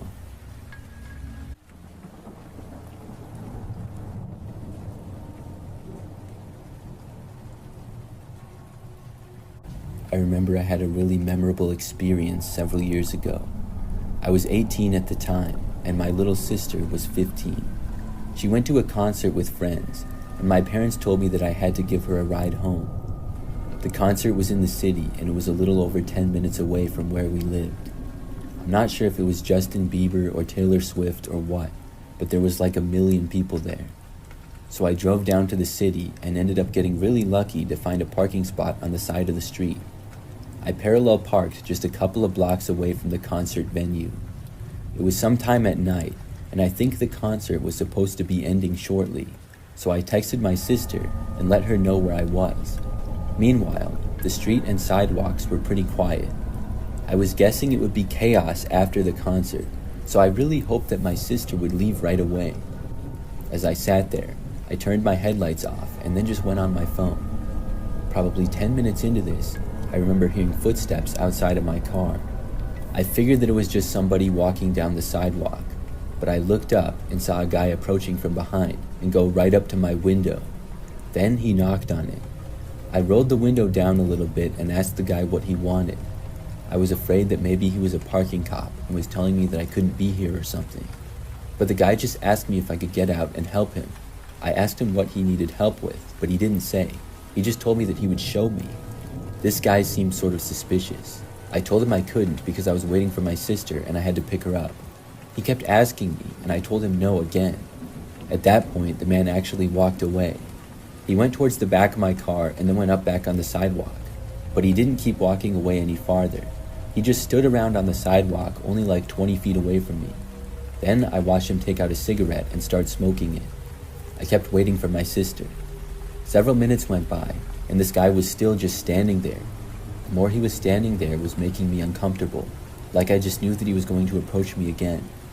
I would say another couple minutes after this, I got a text from my sister saying that she was leaving now. At around this same time, I saw the guy in my mirror starting to approach again. The guy walked up and then tried opening my back door to my car, which was locked. Then he came over to my window and started aggressively banging on it. I didn't roll it down this time. I could hear the man starting to yell at me to open the window and let him in. I ignored it entirely. The man continued and kept trying to get me to open my driver's door. He even started kicking at the door with his feet. Had he continued, he probably would have put some dents in the car. But at that point, I put it in drive and pulled away. I went down the street and went straight to the concert venue. It was a basketball arena, and I called my sister and then circled the stadium until she made it outside. I briefly pulled over when she was by me and she got in. Then I headed home. But unfortunately, because I was so close to the arena, traffic was really bad. We were in a standstill for a while. People were honking and stuff, and we were barely moving. After sitting in traffic for probably 20 minutes, we had made it a little ways and were almost out of downtown. In that time, I remember looking around and seeing the same guy. He was walking down a sidewalk. And the crazy thing is that right when I looked over, about a second later he looked over at me. Our eyes locked for just a moment and then he started walking over. I couldn't go anywhere because of the traffic. The guy walked off the sidewalk and into the road and right up to my window. Once again, he started banging on it and stuff. I started honking and a bunch of other people were honking too. After like 10 seconds of this, he finally walked away again. Within 5 more minutes probably, we had made it back onto the highway and were out of traffic. Luckily, we made it back home okay and my car had no noticeable damage. Looking back, I don't know what that guy's problem with me was. It's so crazy how he saw me again and then went out into the street to attack my car.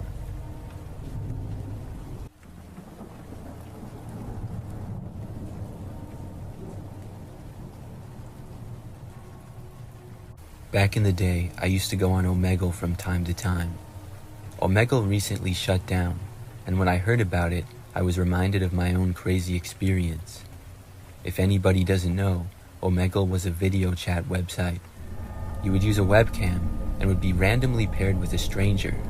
You could chat live on video, or you could just chat by typing as well. And you could skip the person whenever you wanted, and then it would find somebody else. From time to time back when I was in high school and was bored, I would go on there.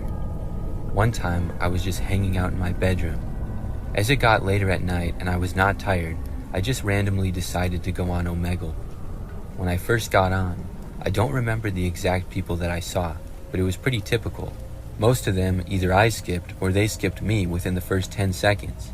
Then, about 5 minutes in, I was paired with this one guy.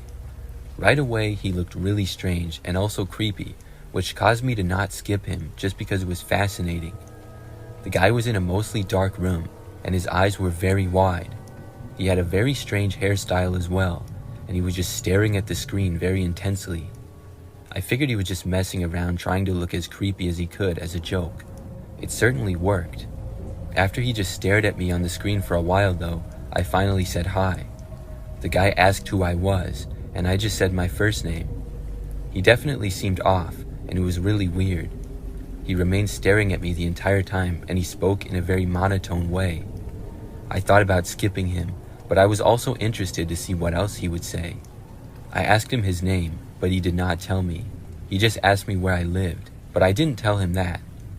Then he just stared at the screen and didn't take his eyes off me for a really long time.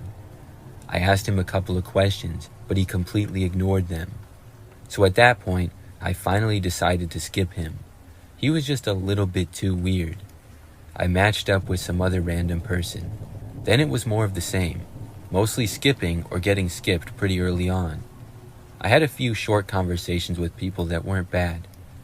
About 15 minutes later though, I was paired with the one creepy guy again. It's extremely rare to see the same person twice on Omegle, or at least it had been in my experience. When I saw him again, I didn't skip him because I was shocked that he was there. He was doing the same thing of just staring at me and not really moving much. I tried talking to him again, but he didn't answer me, so then I skipped him again. About 5 minutes later though, I saw him yet again. I was really creeped out now. I asked him why I kept seeing him. He finally spoke, just saying my name. I had forgotten that I told him earlier in the moment, so I got really freaked out. Then the guy said that I could not get away from him. I was so spooked at that point that I closed out of Omegle altogether. I went on Facebook or something for a few minutes after that. But after a while longer, I wasn't really scared anymore, so I went back onto Omegle. When I got there, I matched with some random guy and I quickly skipped him. Then, for yet another time, I was matched with the creepy guy. He looked exactly the same. He was still staring intensely right at me. When he saw me, he said my name again, and he said that I would not get away from him. Then he just started staring at me. I lost it, and I quickly closed Omegle again. Then I turned off my computer altogether and unplugged it from the wall. I sat there trying to figure out what on earth had just happened and how I kept matching with this guy. I was afraid that he had somehow hacked my computer or something. After a little while though, I soon plugged the computer back in and turned it on. However, I did not go back on Omegle, and I never went on Omegle again. I still wonder about that sometimes. It would say on Omegle how many people were currently online, and it was always like in the thousands, so I just can't believe that I kept matching with this one guy. I'm glad that I never saw him again.